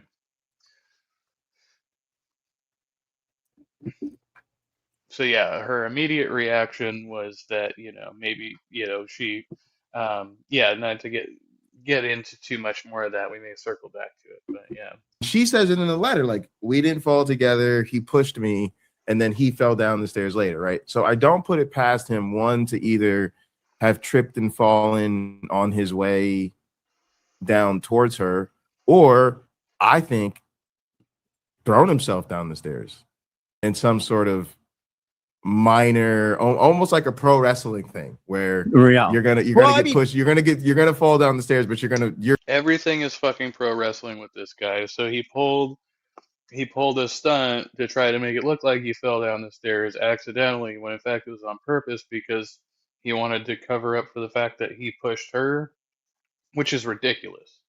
Like that's absolutely ridiculous. You could just lie and say she tripped, right? Like that would be. But now it's like, no, it's more believable if I also fall down the stairs. And he just thought of that in the moment. Completely absurd. Yeah. Well, they were both drunk at the time, correct? So, according to the account. Yeah, he was supposed to be drunker than her, but we don't really know that. That's true. Well, yeah. and in this room, right, it was just the two of them. So until Nancy spills her guts and lets you all folks know what was happening, even though she might have been inebriated, maybe not as much as her so-called partner, but enough.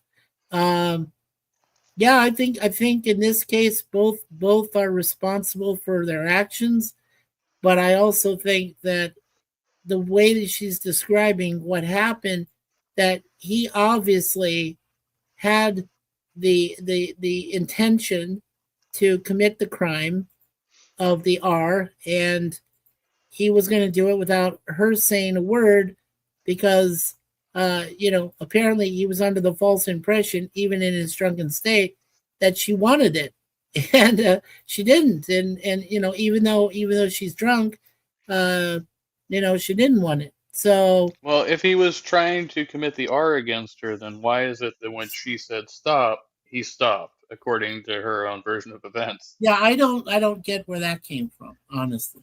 That's Because if so. somebody's going to go all out, they're not going to stop. So Yeah. yeah, I get that, but then I don't. So this is like a gray area thing. That's the whole problem is we're being called victim blamers because of the inconsistencies in her own story when we've Yeah, all read the story that she wrote and released publicly. So sure.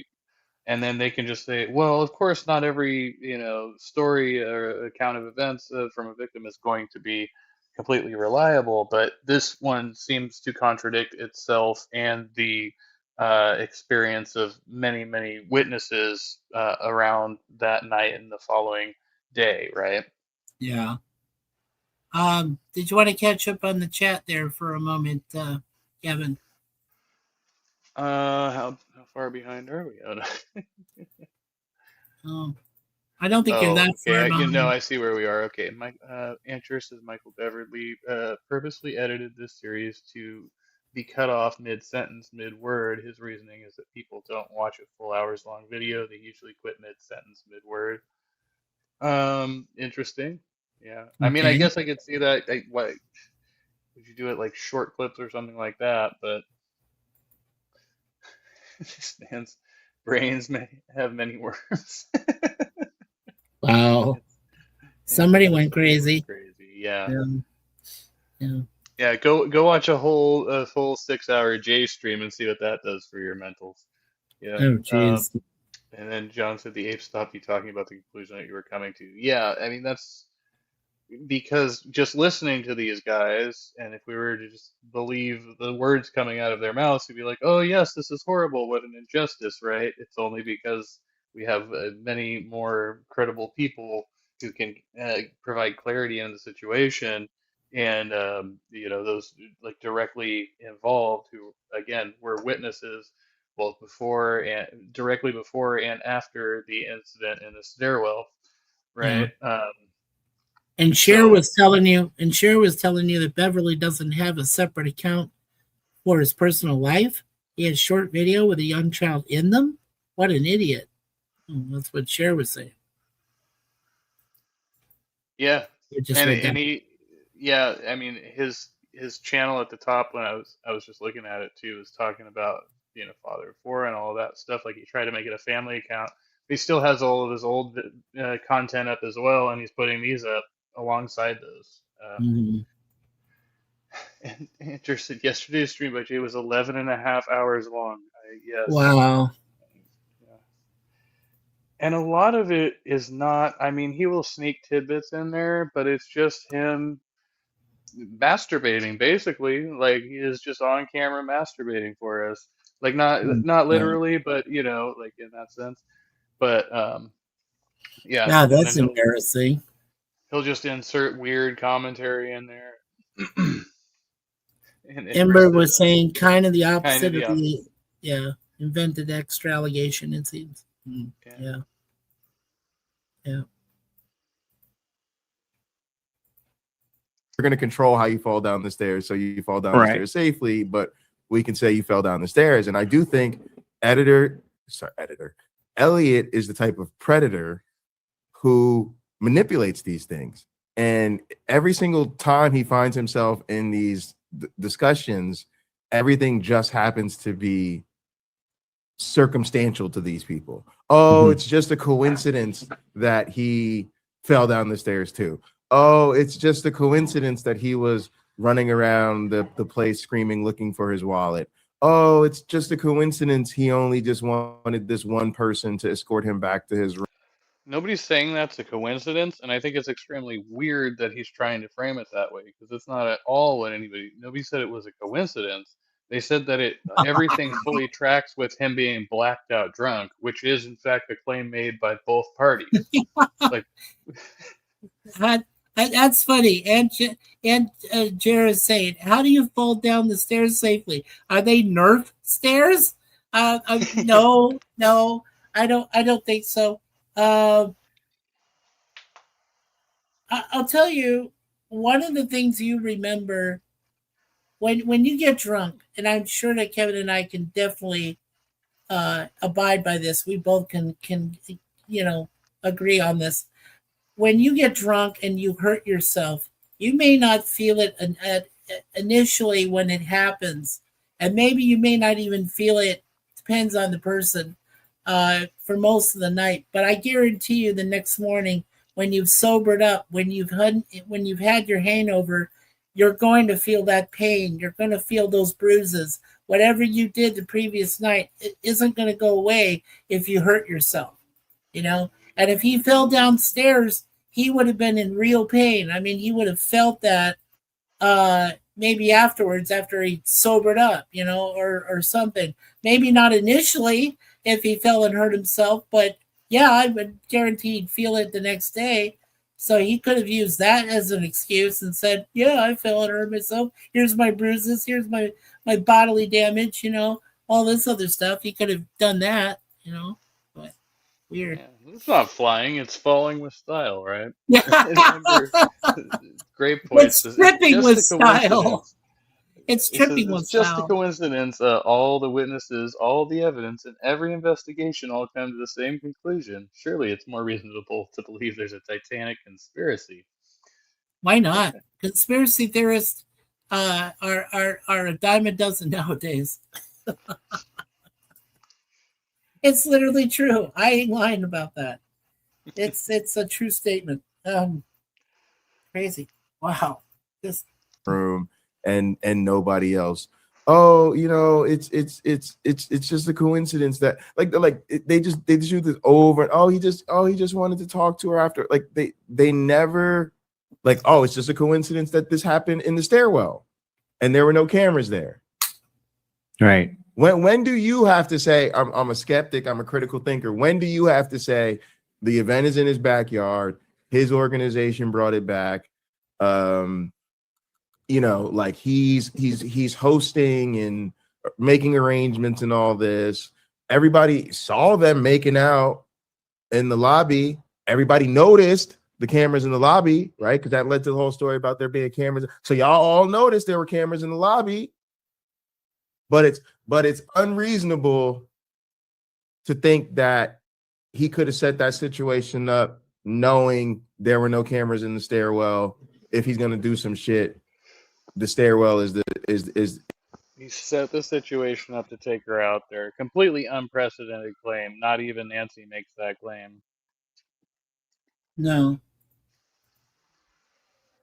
is the place to go. Now, I don't have him writing in some diary. I knew there were no cameras in the stairwell, so all I had to do was get the honey pot into the stairwell, and then I could push her down the stairs with no recourse. But God damn it, like the way everything to them is just so circumstantial, and there's no consideration that he was manipulating the situation. There's no consideration. He manipulated the situation to make sure he would do his dirt somewhere where there were no cameras. He manipulated the situation so that people would say, oh no, he couldn't have been assaulting Nancy. He was running around, screaming around, looking for his wallet. Yeah. And hello, Titan Uranus. Hey, you said it right. Congratulations, Mikey. Oh, thanks. Titan. Cameras are Cameras ubiquitous. are ubiquitous.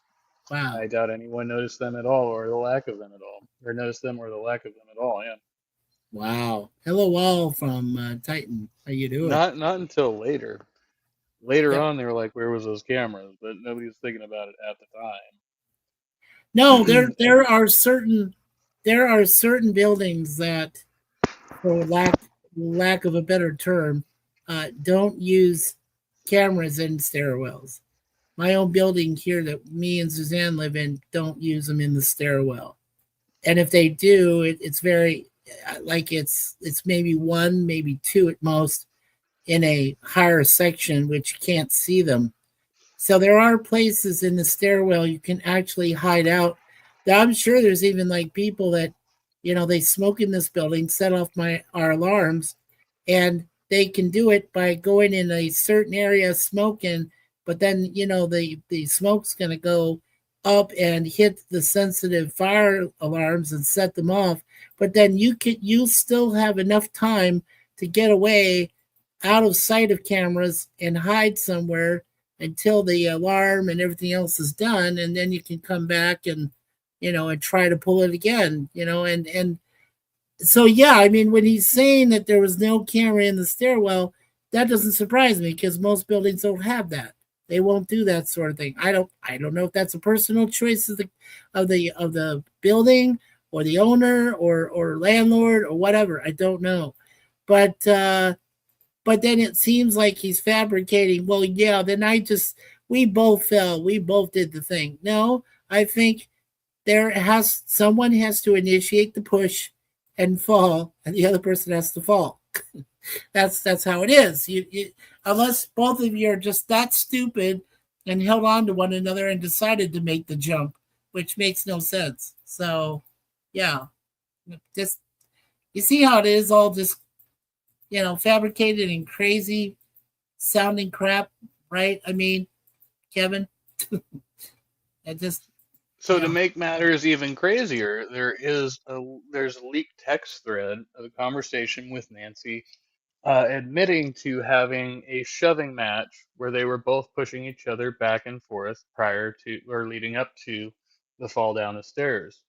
So they were both engaged in pushing each other in a playful way, apparently, Right. and then the fall occurs. Yeah. And yeah, this circles back perfectly to how the thinking atheist has been now involved in this, right? Ember says, I love the way they invented the camera in the stairwell and then used that straw man as a gotcha of some kind. It's like those Wallace apologetics took root. Yeah. And so they had, again, one of their minions, Kyle, call into the Thinking Atheist podcast, his call-in show, and ask, well, don't you think at the very least that they should install cameras in the stairwell? Like, don't you think? And he asked the reasonable question, like, who are you talking to? The event organizers? The venue? Is it the venue's responsibility to install cameras in that stairwell because this alleged incident may have occurred?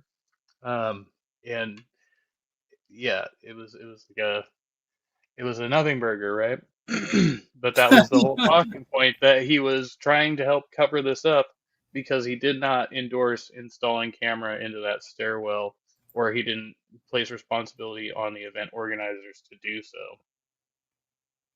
Right. And now he's subsequently being tagged in all these videos as if it has something to do with him.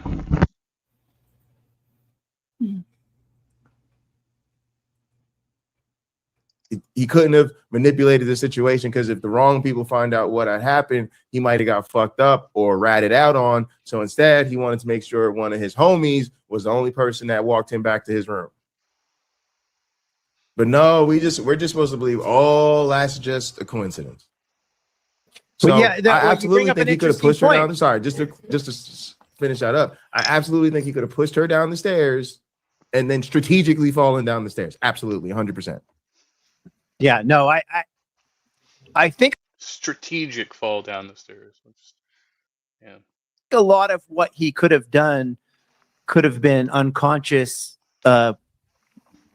just acting out like what's the next best step in terms of making Yes. this look good, right? Yeah. So he pushes her down the stairs, and the next thing in his mind, without even thinking of it, is I better fall down too. Yeah, right. So one of the interesting things is, if there was nothing nefarious, why didn't he just invite her back to his room, right? I think they already cleared this up, right? He was either sharing a room with somebody, as was Nancy. That's the reason neither of them could invite the other back to their rooms, because they were both bunked up with other people. That was the whole issue with them hooking up that night, I think, at this point. Yeah, they could have, if they really wanted. I'm thinking if they really wanted to have their own privacy, they could have. The two of them could have just went and bought a third room, and then just the two of them share it. For sure. Maybe. And neither of them had a vehicle to use. I mean, you could hook up in a car. I've done it before. Yeah. Right. Yeah. Amber said, I don't know if it's even speculation at this point. It's ad hoc from a presupposed conclusion. Indeed. And Titan says all it is narrative spinning. Yes, Yeah. I'm sure said nothing Nothing about that letter made sense. Yeah, I think we're all starting to gather that here as an overall there, Cher. It says it's a smear campaign, and the central feature of a smear campaign is rewriting history with a narrative motivated by revenge. And then Titan says that he's engaging in a kind of sunk cost fallacy regarding indignation, desperate for there to be some way this wasn't just an unfortunate accident. Indeed. And it says one of Nancy's roommates was a child. Huh. Interesting. Yes, so that was the whole thing. She was supposed to have been sharing the room with her sister and niece. So, and this is apparently why her sister wasn't attending to the after party, you know, where they were or whatever. This was kind of like the after party of the event. Their sister was in the room with the child, so they couldn't. But Nancy had supposedly talked about going back to the room, but then she was like, "Oh, but there's my sister and her kid are in there, so we can't do that, right?" So there's obvious reasons for them to try to find a private place to engage in some hanky panky. Right. If Yeah. everything's consensual and they have this all planned out, why not just say let's go? So one of the Honestly, stories is- because what you don't understand, what you're missing, Michael, is that Patty and Nancy are just freaky like that. And going Yeah. back to Elliot's room alone to have consensual adult sex privately just doesn't do it for the apostate sisters. She needed to get it with a stranger or a man she just met because she's unsatisfied in her marriage. So she needed to cheat on her husband in front of her sister and her sister's daughter. I don't know. Now I don't know if Patty and Nancy get in on it together. If the niece gets in on it because they're so freaky, they do the intergenerational shit. But that, like, to these people, that's pretty much the direction they go. Yeah, Because they all okay, say no, she wanted to take him back to the room and fuck him, right? They all pretty much say that. So go ahead and say it then. Yeah, no. It's so anyone that's listening to this for the first time might think that Jay's going off into some paranoia, weird, bizarre. No, like, no, Jay. This is actually the stuff they're saying. like, I want to make a confession here, Jay. I'm going to make a confession here. ahead. When I first listened to a few of your streams, I thought you were going too far. I thought, no, Jay's fucking lost his mind, right? No, Sure. really. No, I understand. So anyone Yeah. coming At first, I thought you were losing your mind, but then I decided that I was going to lose it right along with you. Also, like what he said there, when he's like, they, meaning we, them, us, spinning the narrative is based on actual witness observation and conversations with Nancy and statements that she made. Like, she made those statements, and there's proof of a lot of it. There's evidence that she made those statements, and then she's like, "Oh no, that just didn't happen." Yeah, this from a guy whose fed life is full of red flags. So I've heard. I haven't looked and investigated into that one too deeply, but I believe it. And Amber said, "Going to a room is another thing they made up. It's what they are saying." Yeah, nobody ever talked about that.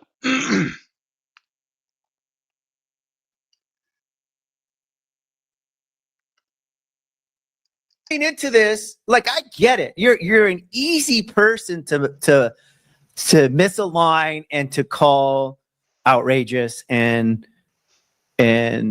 you know, you're being overly demonstrative or you're Yeah, exaggerating, right? Yeah. So yeah. one of the things that you quote in my mind were exaggerating about initially was the almost dying part until I actually studied strangulation, especially with two drunk people or even the aggressor being the aggressor being intoxicated may not be consciously thinking of the time, and it only Right. takes a few seconds beyond passing out to death occurs. And it's also very possible that death can occur the next day from Yes. swelling, right? Like, I Yes. didn't know that. So Yes. when you I mean, said that's fucking she could have- possible, but then there's also, like, hundreds of thousands of cases of people being choked over and over again. Think of military training. You have to survive strangulation over and over again when you're being trained in the military, right? That's part of basic.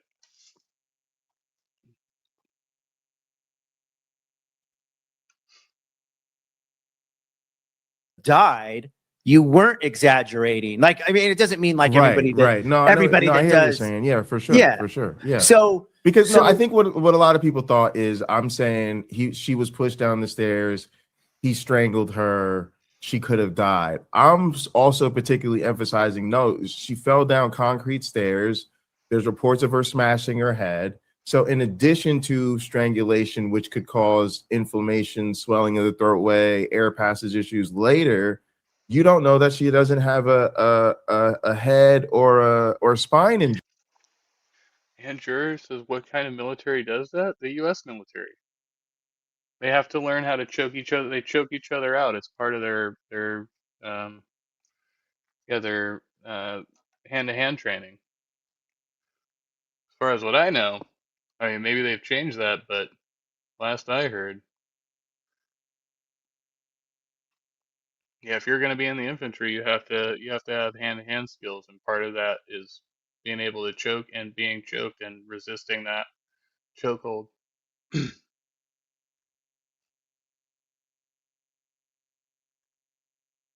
Dear Lord, no, you don't. Your fellow soldiers just didn't like you. Hey, I mean, maybe. I wasn't there. That was what I heard from somebody who was in.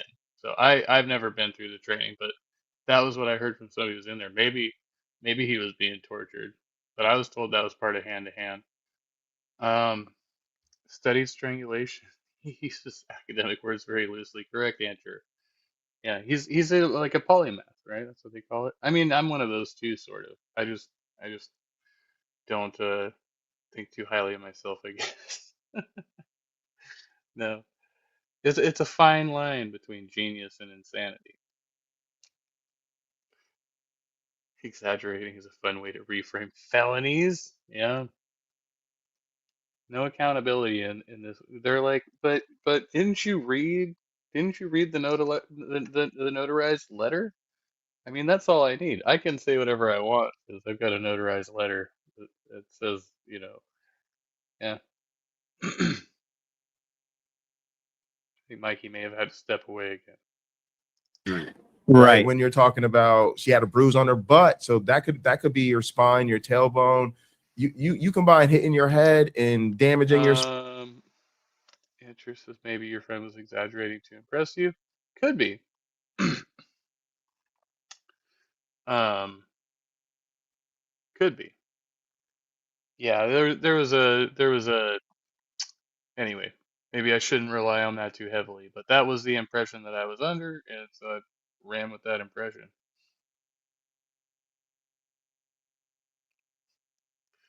Amber says I never got that training, but I was Navy. Maybe the grunts do that. Yeah, these were Army grunts, so I don't know if it's a. Oh, and Titan says they show you how to do a chokehold. They do not strangulate to unconsciousness. Okay. Yeah, even that dude wasn't able to choke me out. So, well, even strangle is being subject to WLC levels of equivocation by these chuds.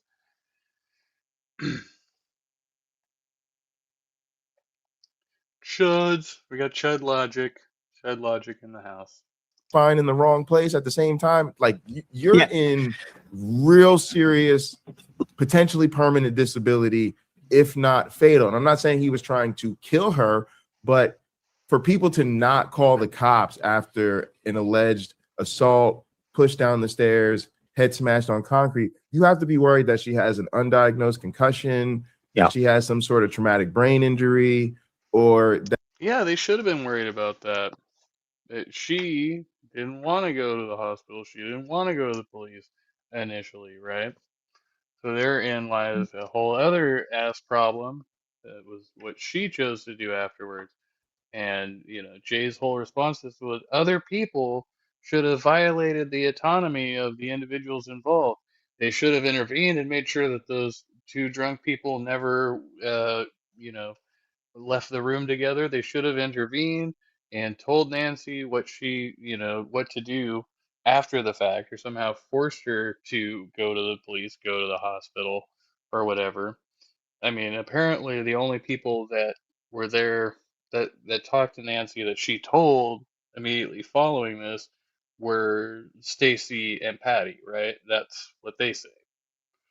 And it sounds like Stacy did tell her to do those things, and she said no, no, and then she went to Patty, and probably Patty told her to do those things too. It's a little fuzzy to me how all that went down. But then Nancy makes her own decision, says no, I'm just gonna go and do this stuff, and so she then comes back the next day and talks to people and seems to tell a completely different story. Um, and then says that she does not want the police involved explicitly. That was her wishes, and we know all that, right? Mm, definitely. So it could be poor decision making on her part. I mean, and that sucks,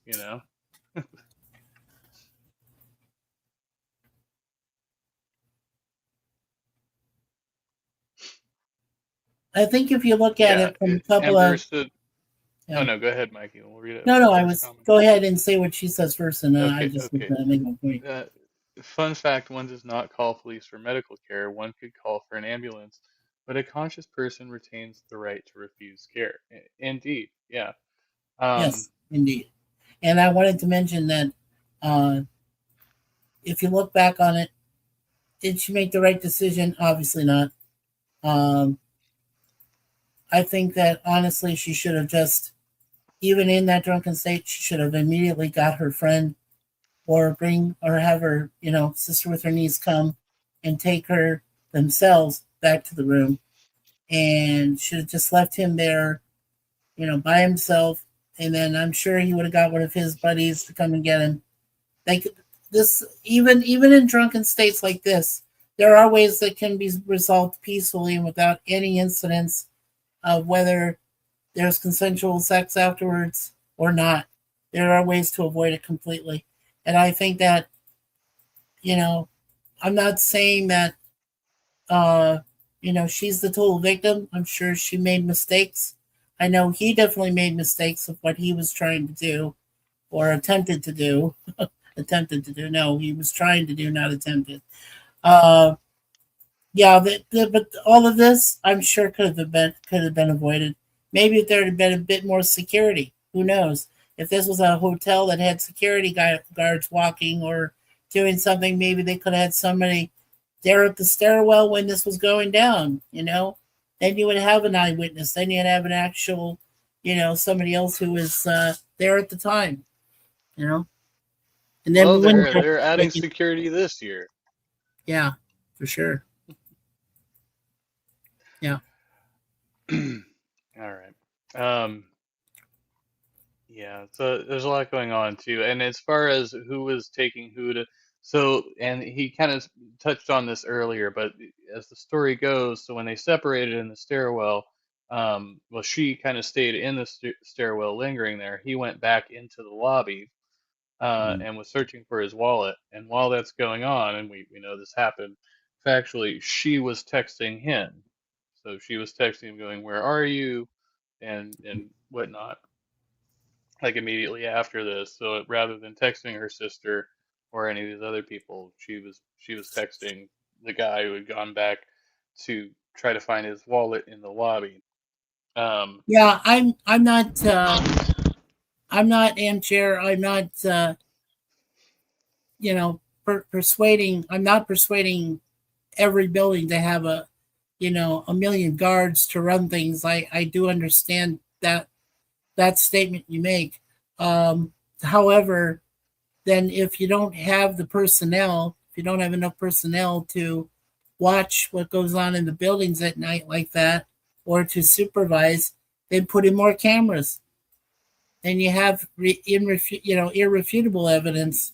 You can look at what happened on the cameras, unless somebody's involved in some conspiracy to dissuade the cameras and make them see something you don't want to see or see something else. whatever, you know. So, That's interesting though. But you're not see so and you're coming from this, I guess, kind of because you're in Canada now, so I guess it's more normal. You're not like coming from this very, American rugged individualist standpoint, like why do we need cameras in all the bathrooms, and all of this stuff. Um, like yeah, fuck it, put a camera there, right? Like reduce yeah, liability so nobody gets I hurt. see. The Uh, reason people put CCTV cameras in buildings like that, and maybe in some lower level buildings, is for a reason. They want irrefutable evidence. They want the camera, cameras can't lie unless they're doctored, but cameras don't lie. So, the guy obviously, if he knew what he was doing, and obviously he did, because he can't fool anybody at this point. He did something in the stairwell that he knew there was neither a camera to see him or any other witness to see what was going on. So he could fabricate any kind of story. He could come up with any kind of bullshit, and people would probably believe it because they weren't there, So the same is true for her. Either of them could exactly, fabricate it. exactly, right. It's mutually shared. You're right, Kevin. They both could fabricate all out up the wazoo and say, "Oh, that happened." Sure, yeah. And I Amber haven't said heard it. there are a lot of what ifs, but also we must keep in mind the letter isn't gospel. Not only Right. does it conflict with itself, it conflicts with other statements she made, as well as outside evidence. Yeah. Correct. And what she told cops, right? She had to speak to the police, right? She had to make a statement. So She didn't speak to the police, I think, until it was like till 2 weeks. later. Well, It was yeah. it was like 2 weeks later, I believe. If I remember the There's a timeline. lot that can I know, which is bullshit too, because there's a lot that can happen in 2 weeks. There's a lot of faulty memory that can happen in 2 weeks. Unless it's the Might have been very longer. moment of what happened. Yeah. So yes, faulty memories that can happen too. Yeah. And you have time to be coached by other people who Correct. want to help you, write a narrative Yes. about it. For revenge. Exactly. Yep. That even if she feels fine now, it may be an adrenaline dump or all these other things we know that happens to people with brain injuries. And what you really don't want them to do is be unsupervised going to sleep, 100%. and you don't know if they're going to wake up the next morning or not. They need to be 100%. at a hospital under 100%. supervision where the GO Oh yeah. So Ember said it was more like a month later. team is right there on call, like at any moment. Yeah, can I tell a quick It story was here? basically sleep it off. Sorry, their solution was basically she needs to just sleep it off. But Yeah. go ahead. Yeah. They were extremely irresponsible. And I know somebody, a friend of mine from back in the day, gets in a fight on his property. The guy that he punched was the trespasser, right? So my friend is like, get out of here. They were all drinking, punches him. The guy gets a concussion. His buddy picks him. Okay, fight's over, takes him home, puts him on the couch. He dies.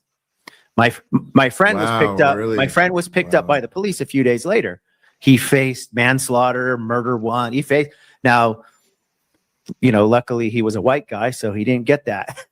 Right. If he'd been a black guy, he'd still be in prison right now. Let's just be honest here. Right. But there was narcotics in the guy that died. Michael so cleverly he's learning to race bait with Jay. He's like, hey, how can I insert racism in this story? No, I mean he might be correct there. I mean, obviously there is serious consideration for disproportional sentencing for minority groups, right? Um, but depending on where you are circumstantially, I mean, that's not a given across the board. I just don't think it was necessary for him to insert that there. Right. He was doing that for Jay's benefit.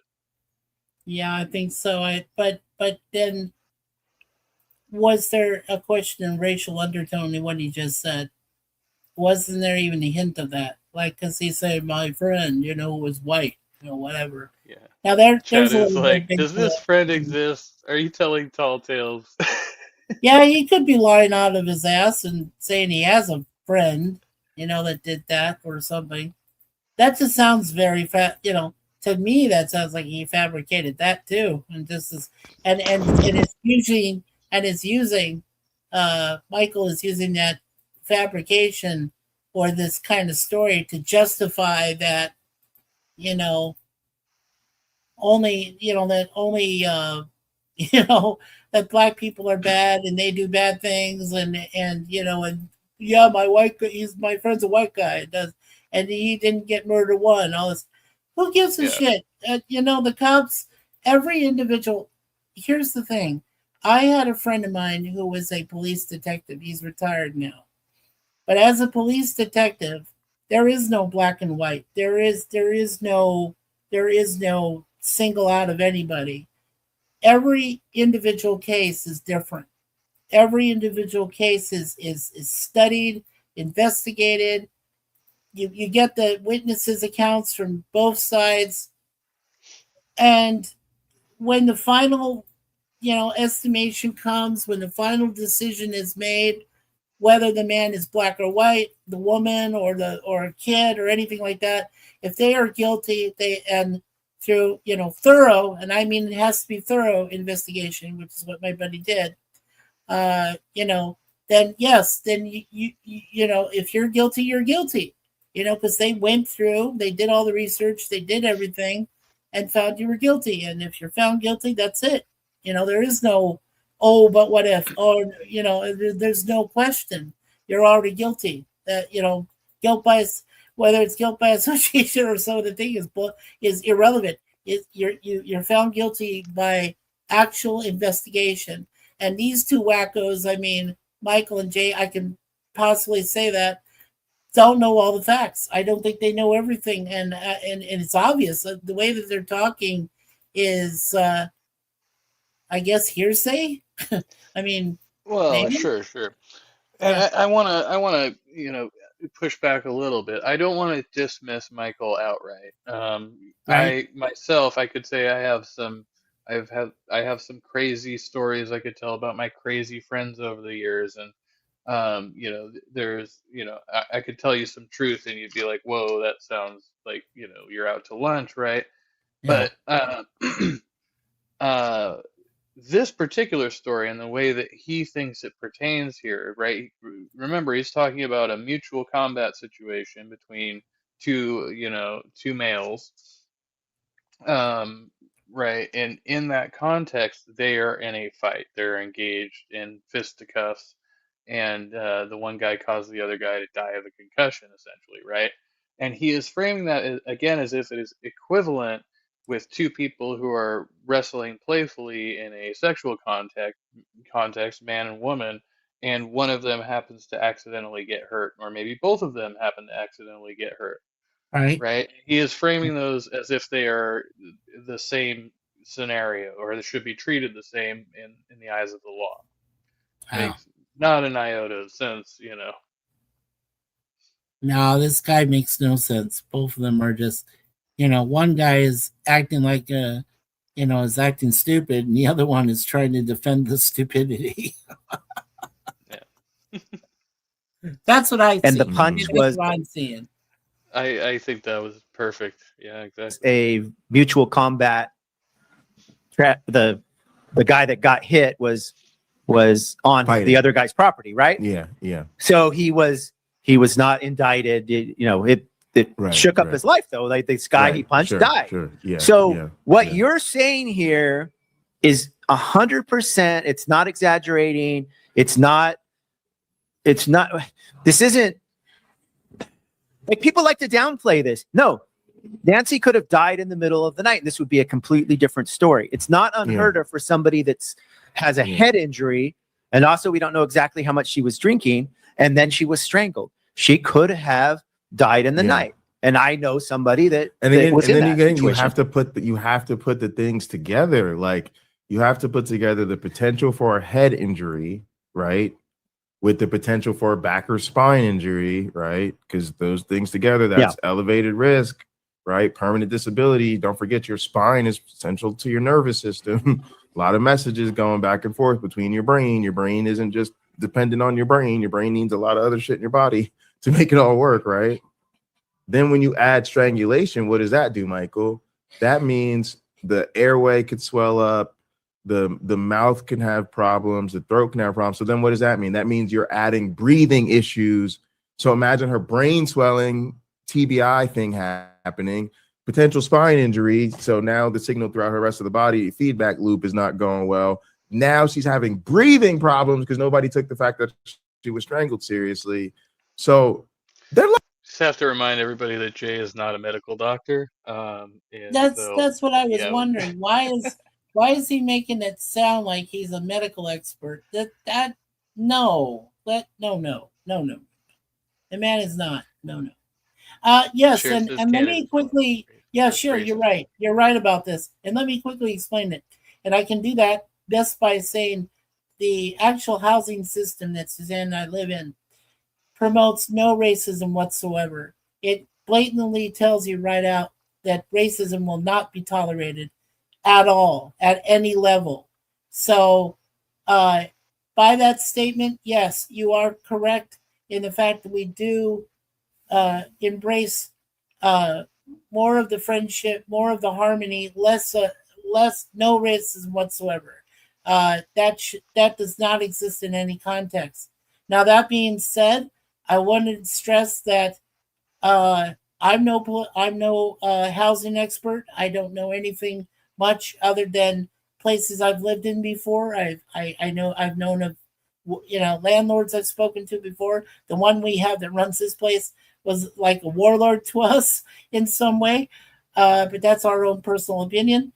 But but that being said, there are racist type incidents that happen between other racial types, like Middle Easterners beating up on black people beating up on Asians beating up. You see what it is? It's a really vicious cycle, and so saying we're a lot less racist, well, yeah, if it came down to like a man and a woman, or two men or two women, or whatever, one's black, one's white, sure. I mean, there wouldn't be anything tolerated like that up here generally. But if you were down in the U.S., maybe it's different. I don't know. I lived in the United States much longer than I did in, here in Canada, and I'd seen my moments. I'd seen people that went through racist situations. I'd seen those situations play out. I'd seen all that. But in my own personal experience, I can say that I was able to be more tolerant and not a racist at all. And I know my wife is definitely not racist at all. And, but that's just, that's the two of us. I can't speak for other people, but I'm sure that there's a large majority of people up here that are just about as tolerant and non-racist as it is, as we are, as opposed to Americans. So, yeah, just using that as an example. Yeah. The non-racism is well. Anyway, and on that, welcome, Maya Atkinson. Maya Atkinson. Yeah. None of that happened. Yeah, well. Yeah, well. Imagine, Michael. Yeah. Mikey, I wanted to ask a quick question though. Do you think that white Western white people wait, let me rephrase that. Can people of European white people of European descent, can they be the victims of racism as well? Do you think that's possible? Europeans as opposed to interaction with Western white people, like say, can a white man or woman or child from the United States be racist towards a European man, woman, or child? Yes, very much likely. Yes, they can. Yes, they can. Yes, they can. And like I said, it really doesn't matter. It really doesn't matter about, in that case, it's just a hostility that a person has towards someone else because of their heritage or their background or whatever. I've seen that. I've definitely seen that. So I feel like I am talking about something I know about, that I've seen that happen. I've witnessed it firsthand. Yes, it is very possible. You know, it's really weird that others can use, you know, excuses. But yeah, it's horrifying to watch. You know, just seeing the animosity and thinking that someone in Europe has a better life than you, and in order to bring them down to somewhat of a level that you're at, that you have to treat them like with hostility like that, or like I said, animosity or some kind of racial undertone. Yeah, that happens. It does more than you think. Yeah. One thing we apes do well, we know how to hold a grudge. Lucky she woke up Yeah. the next morning. Really, Yeah. really lucky she woke up the next morning. Yeah, this could have been a much more tragic outcome for sure. Yeah, and lucky that she wasn't permanently disabled in some sort of serious way. I would imagine that the same excuses would come out, that it was mutual, it was this, it was that. It was this. Oh it was man, that. And in Maya. this instance- Maya. Okay, I was just reading what Maya just said here. She says Jay's making shit up again. There's no reason to believe Nancy wouldn't have gotten medical attention if there was any indication that she was losing consciousness or other medical issues. I tend to agree with that to a degree. Yeah, Maya. I've heard of padding the runtime, but damn. Yeah. Yeah, abrupt cuts. So yeah, Jay is well, I mean, I think they're now rehashing it, but yeah, they're making up this shit about Seth Andrews. They're just like running this fictional narrative here. Um this is a story about a really dumb broadcaster who's been fooled by liars, con artists, and apologists for a predator. Been totally bamboozled.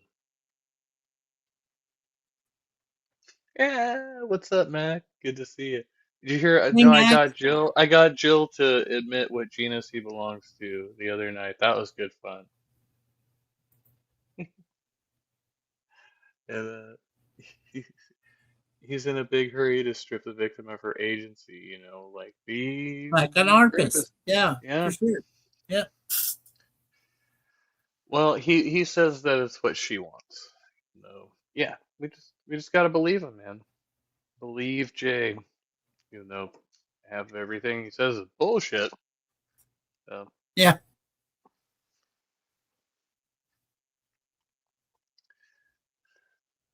This video is B's autobiography.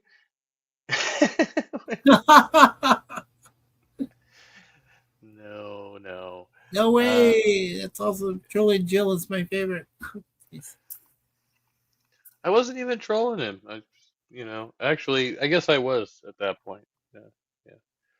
Initially, I was trying to get some honesty out of the guy, and I realized that was never going to happen. So then, come back around. Yeah. Anyway. So what do you got going on this week, Mikey? Anything fun? Not really much going on. A friend of mine wants to see if he is doing a live show tomorrow for July 4th. I'm guessing if any of my friends are planning anything for tomorrow, I may be on their stream or, either in the chat or on panel. As for our channel, we really aren't doing much anything else. I usually do 2 episode reviews per day on Saturdays and Sundays only of Charlie's Angels right now, but I'm completely done with season 1. There's 5 seasons total, so I'd be starting season 2 next Saturday because I'm going to be, concerned the rest of this weekend. We're resting. Suzanne and I will be resting a lot, preparing her for, because she has, required medication and things to take before she has her right knee surgery. And then I'm going to be helping her for the rest of the time because she also, which is great, she has therapy coming up too, which starts on the 14th of July. And she's going to be going through that twice a week. So, so she'll be doing that. And then I'll be helping her at home, keep moving and doing stuff like that. So, yeah, I mean, it's right now, yeah, we don't have much going on except, like I said, something I'll be doing, just on weekends throughout the rest of the year, or at least throughout the rest of the summer until about fall time. And then we got other things planned. So, yeah, we'll see what happens. We got other outside things, interest, which if they do come true, will be benefit for us. I don't want to say what they are right now because I could jinx it. So we'll just say, for the sake of argument, that we're hoping that there are some events coming that do happen, and then we'll have, then our lives will get better. So that's pretty much where we stand right now. Fair enough. Fair enough. Yeah, Well, yeah. I wish the best for Suzanne. I hope she gets. Oh, thank you so well and much. everything, Yeah, we love you, Yeah. Kevin. You're a good brother, and gosh, darn it, I wish I had known you better in when I used to, if I had grown up in the Bay Area, I probably would have known you, but Oh, right. I didn't. So, Just didn't know. cross. But there's still time. Yeah, Um, oh sure. I would like If to we do have to some move down traveling. there. That's a Yeah. goal of mine. Yeah, that's true. Or you can move up here to Canada. I think you'd have a better life if you moved up here. A lot more to do up I've here. tried. Well, I just didn't know anybody at the time, but now I know a couple Yeah, of now you y'all. know us. You could get a place for yourself up here in Toronto somewhere. You just have to save up a little money, but yeah, you should be Yeah, able to get if the something to do. politics don't shift, Oh, you have the quickly. politics. Yeah, the political. Yeah. Well, the political thing, it's unfortunate. The guy Carney we've got in charge right now, think about a prime minister here in Canada as opposed to a president in the United States, is you only get to deal with a guy who's president for 2 straight terms or 2 different terms, and that's it. Up here, the prime minister doesn't go away unless he's ousted or unless, he's overrun. His party is overrun by the other party. In our case, the liberals and the conservatives, and he's a liberal. So, unless the conservatives, have a coup or some other thing going on, Yeah. Carney's, I call him Carnival Clown Car Carney. I can call him that without getting a knock on the door from RCMP, but can't say anything else, because of the, restrictive laws about censorship. But yeah, I mean, if you're not happy with someone, then vote, to vote them out of office, and and maybe your vote will matter. I think a lot of people down in the States now think their votes don't matter anymore, which is sad to see because, I thought at one time that when I voted the way I did, I was like, okay, that's how it works. But, it just, I don't know.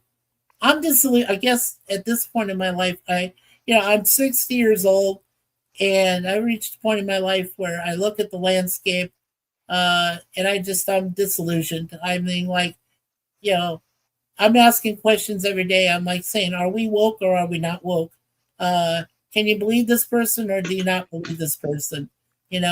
It's all a toss up. It's a gray area.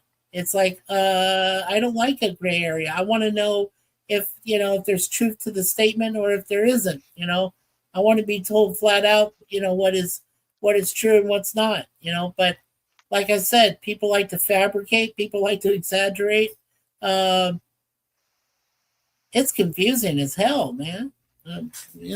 I was gonna ask, do you now as a Canadian, are you allowed, or do you no? Do you celebrate do you celebrate the 4th of July still? I can still celebrate the 4th of July.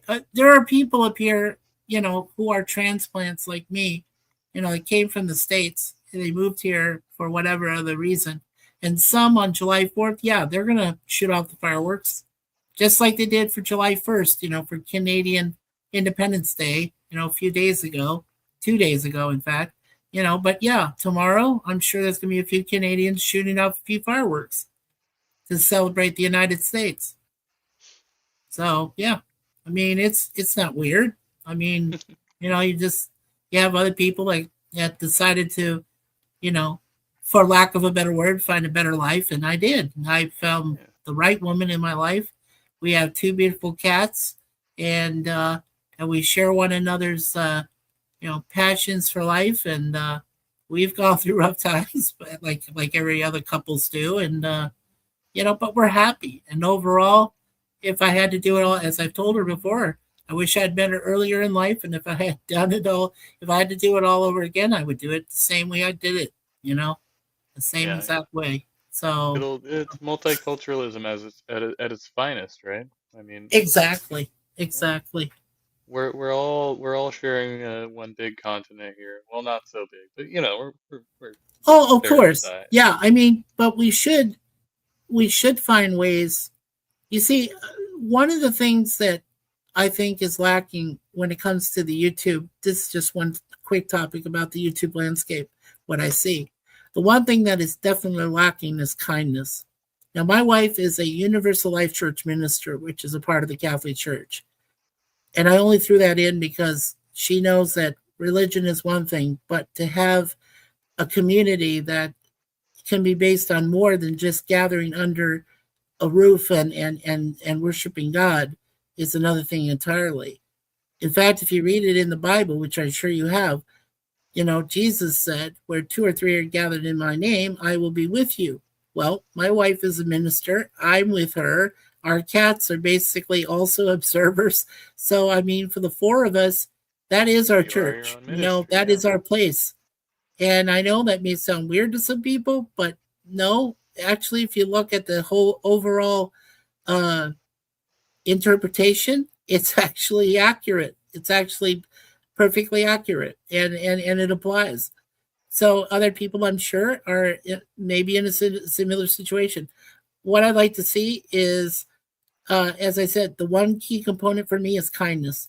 If I start seeing more kindness in YouTube channels overall, maybe there's hope for this continent or that we share, or North American continent, or the Mexicans down in Mexico, or or people in Hawaii or Alaska, or any other countries. If we can be more kind to one another, that's a big, huge thing to me. That's the most that's one of those big, huge concepts that I hope happens. But I don't see a lot of I it. think kindness is crucial. Yeah. Yeah, and it's not kindness is not underrated. Kindness is achievable, but it's only achievable by like-minded individuals who are looking for a better internet, a safer internet, nothing controlled by mean capitalistic AI people, or no more photoshopping. All of this stuff can die. It's it just we need the kindness quotient, and we don't have that anymore.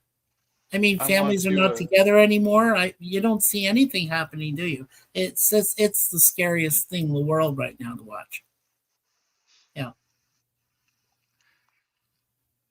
Yeah, I'm very much a proponent of just trying to be future oriented. So I'm not really big on the collapse of society and all of that. I think for the most part we're trudging along as we should be, but we definitely still have a lot of ground to cover in terms of equity and just various issues that we need to figure out. We're still evolving. We're always evolving, right? And we're probably gonna, once we solve today's problems, we will stumble upon some new ones, and it's just gonna be a continuous process. Yeah, and I have so no doubts. But yeah, go ahead. I'm sorry. But I did want to address a side chat because I know we got in a yeah. Please go ahead. I know Cher said she had to go. A little bit of this, a little of that. Keep exposing the bullshitters, and thank you, Cher. I try. Thank you very much, best Cher. we can expose the bullshit. And welcome to Certainty Exists, JG. I saw a little side banter going on there. At Mac the Human, of course you would love trolling Jill. He can school you. And then Mac says, he can? How's it going, JG? Haven't seen you in a while. I was thinking about you today, actually. I'm rereading The Stranger after about 30 years, and it reminds me of Precept Arguments. Yes. Presupposed arguments, right? Presupposition. Yes. Yeah. Presupposition. He says Albert Camus. Yes. Albert Camus. Camus. I think it's supposed to be Camus. I don't know. Somebody said that. I think it's Um, Albert I Camus. think Andrew was talking about when we were. Oh no, wait. Back here. Sorry, I read the last one first. Oh, It's not just a little money you have to save up. They want you to have at least 6 months of incomes in your savings, plus the cost and fees for immigration, plus the regular moving costs for Canada, I'm assuming. So, prohibitively expensive. Yes, but if you choose to move on your own, this is how. Well, of course, I'm talking. I'm sure the landscape was a bit different when I moved here to Canada 8 years ago, almost 9 years now. But when I crossed the border, the first thing they told me was for 6 months I can't go to work in Canada or take school courses in Canada. And I said, that's fine. Then they said, after that, they said, okay, for 3.5 years, you have to keep a clean record and you just, and establish a residence. So in this case, yes, I established a residence with my wife. We share the same apartment. It's a bachelor type apartment with 2 cats. And we don't live in a very safe area, but it's not the most dangerous area of the city. And I kept a clean, I kept a clean head. I didn't do anything wrong. I was good, for 3.5 years. And then the pandemic hit. And when the pandemic hit, everything went to crap. And I couldn't get my procedures started to become a fully fledged Canadian citizen. So the last 5 years have been hell for me. And I tried a few times and they kept telling me I had to do this, I had to do that thing. You know what? To them, I'm an undocumented Canadian immigrant. I mean, I come from the oh United shit. States. I'm no longer an American citizen because I am officially a Canadian with a Canadian address and a Canadian, wife and everything else. But in their overall opinion, I'm still undocumented and an immigrant. Even So, though a lot of the like, Middle you'd be Eastern, detained by ICE if you were here right now, right? if I went down to America, I wouldn't be detained by ICE. No, only most of the here's how you can get racist. They would take a lot of the people, the diverse nation people that live here in the GTA, the Greater Toronto area. ICE would probably have a field day with more than half of the population that's immigrants from other countries. I'm sure they would have a ball with them. But me, nah. They probably would just ask me to renew my passport and move to an actual place of residence in the United States, and then say, okay, so you want to be an American citizen again, blah blah blah blah blah. Probably would be almost as much bullshit as I've had to listen to get to become a Canadian citizen here, but maybe less so. I don't know. If I'm not sure how the United States handles necessarily their immigration policies. And would I want to? No. I don't think I'd want to go back.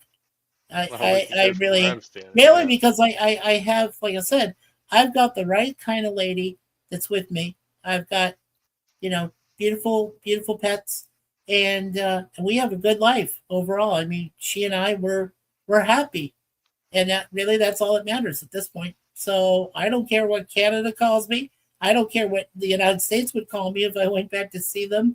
My family that's down there or anybody else that lives there. But, it's just where, it is what it is. That's where we're at. That's how it is now. So, yeah. Circumstances, Aren't we all?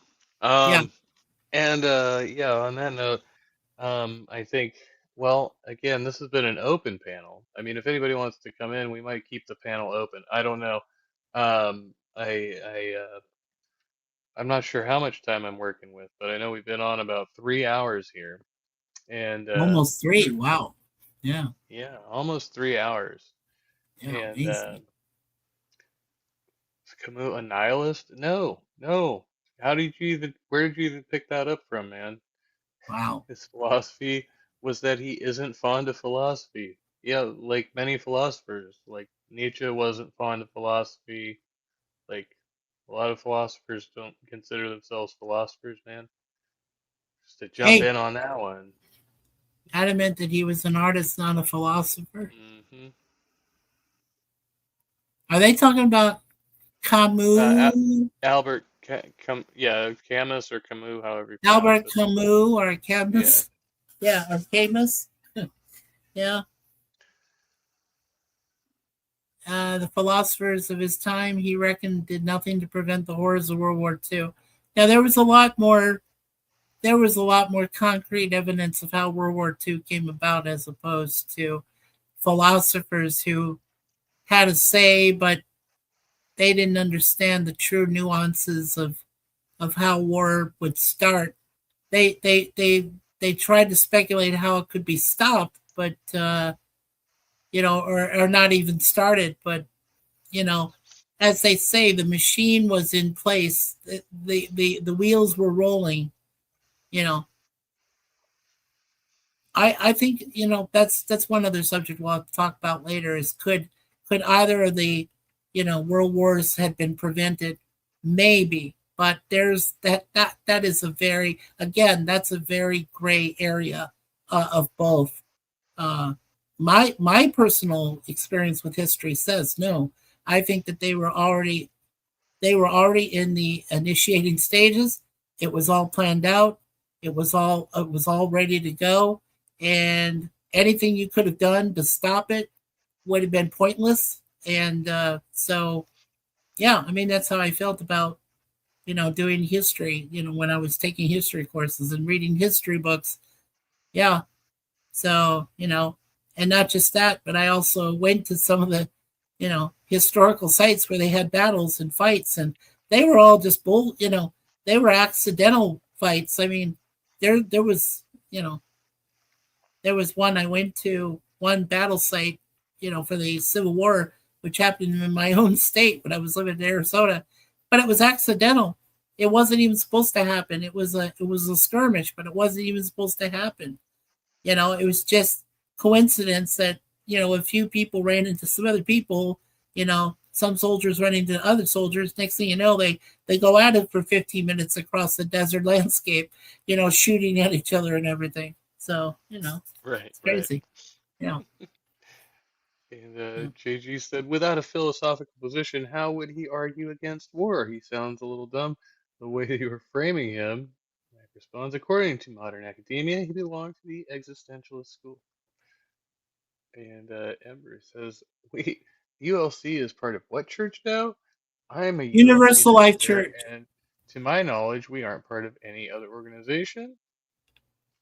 So, better than Ember, are you saying you're also a Universal Life Church minister? That is what she said. Huh. Well, I know that they do have an affiliation with the Catholic Church. My mother even knows people that are a part of the ULC. And my mother is not only a Carmelite minister, but she's also a Eucharistic minister of the Catholic Church. And before she married my dad, she was a Protestant. So, yes, the ULC does have affiliation, at least with the Catholic Church, with the Roman Catholic Church organization. So you might have been misguided there, Ember. I'm not saying you're a liar. I'm just saying that you might have been misguided. So you might want to examine further how that happens. What's up, Theo? Welcome to the party. Hello, Theo. And we've been corrected. It's Camus. Camus or Camus. Camus. Yes. Yeah. Camus and Sartre. Sartre. Yeah. I can pronounce Sartre. Yeah. Okay, yeah. Three. Yeah. Wait. Three. What? Where did I Three lose what? three? I don't know what three was. Rookie numbers. Rookie numbers. And Max said I'd jump in, but my power's out. Don't know how much time I have on my phone yet. So we are shit out of luck. Mac is Oh damn no, good man. news. Sorry to hear that, man. Ember said, granted, mine was only 2.5 hours a day, but I'm also in bad shape these days. I'm even more confused. What are we doing for 3 hours a day? I feel like I missed something back there. Anyway, no. It's probably something I said. Back to human Sadie's also. Senseless, interesting points they made. The absurdity of being thrown into life and doomed to lose it. Yeah.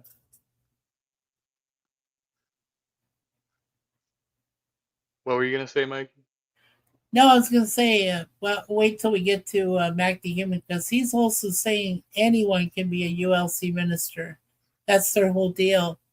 No, my wife had to go through a process.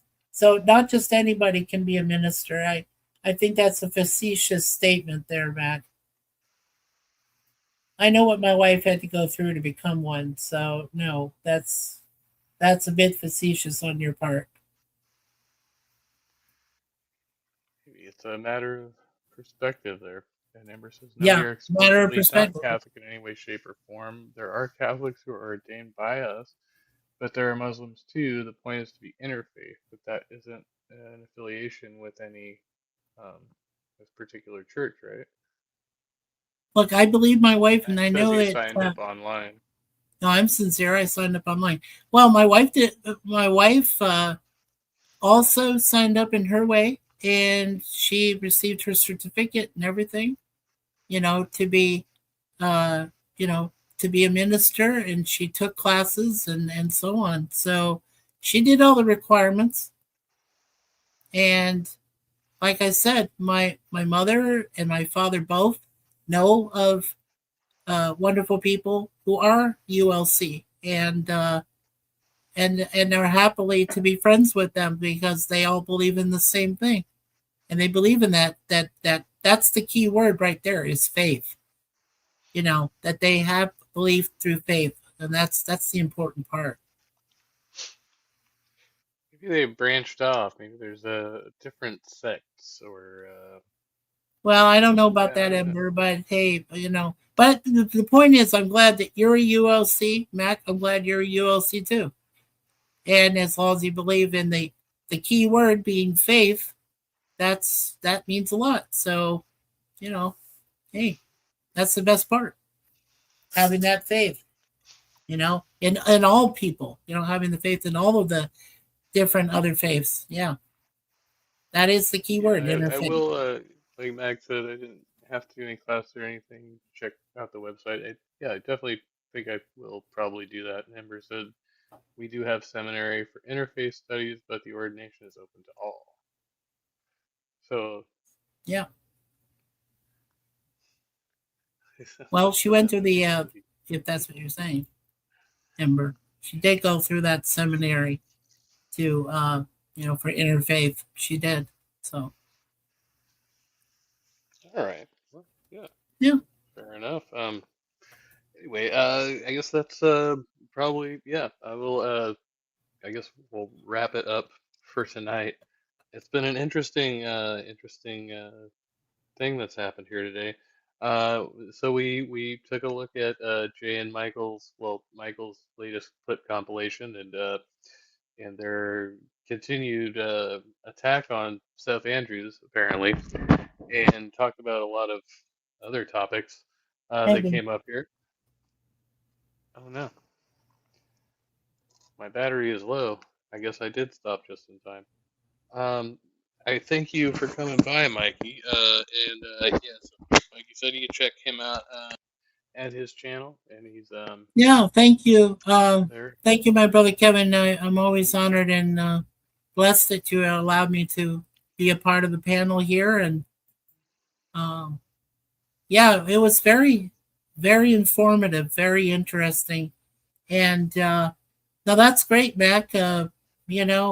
I'm sure I'm almost no. In fact, I'm 100% sure they were legit. You said you did 4 weddings, and you're pretty sure they were legit. Yes, they were. Yes. 100%. Discordians also ordain anyone, and they make you Pepsi, and they make you Pope. Okay. No, yeah, but Mac, if you are ULC for sure, yeah, those are legit because you're a minister. Yes, because that's what the rights that were given to my wife is that she can do weddings, she can do funerals, uh, you know, she can do those too. Yeah, and they'll all be legit.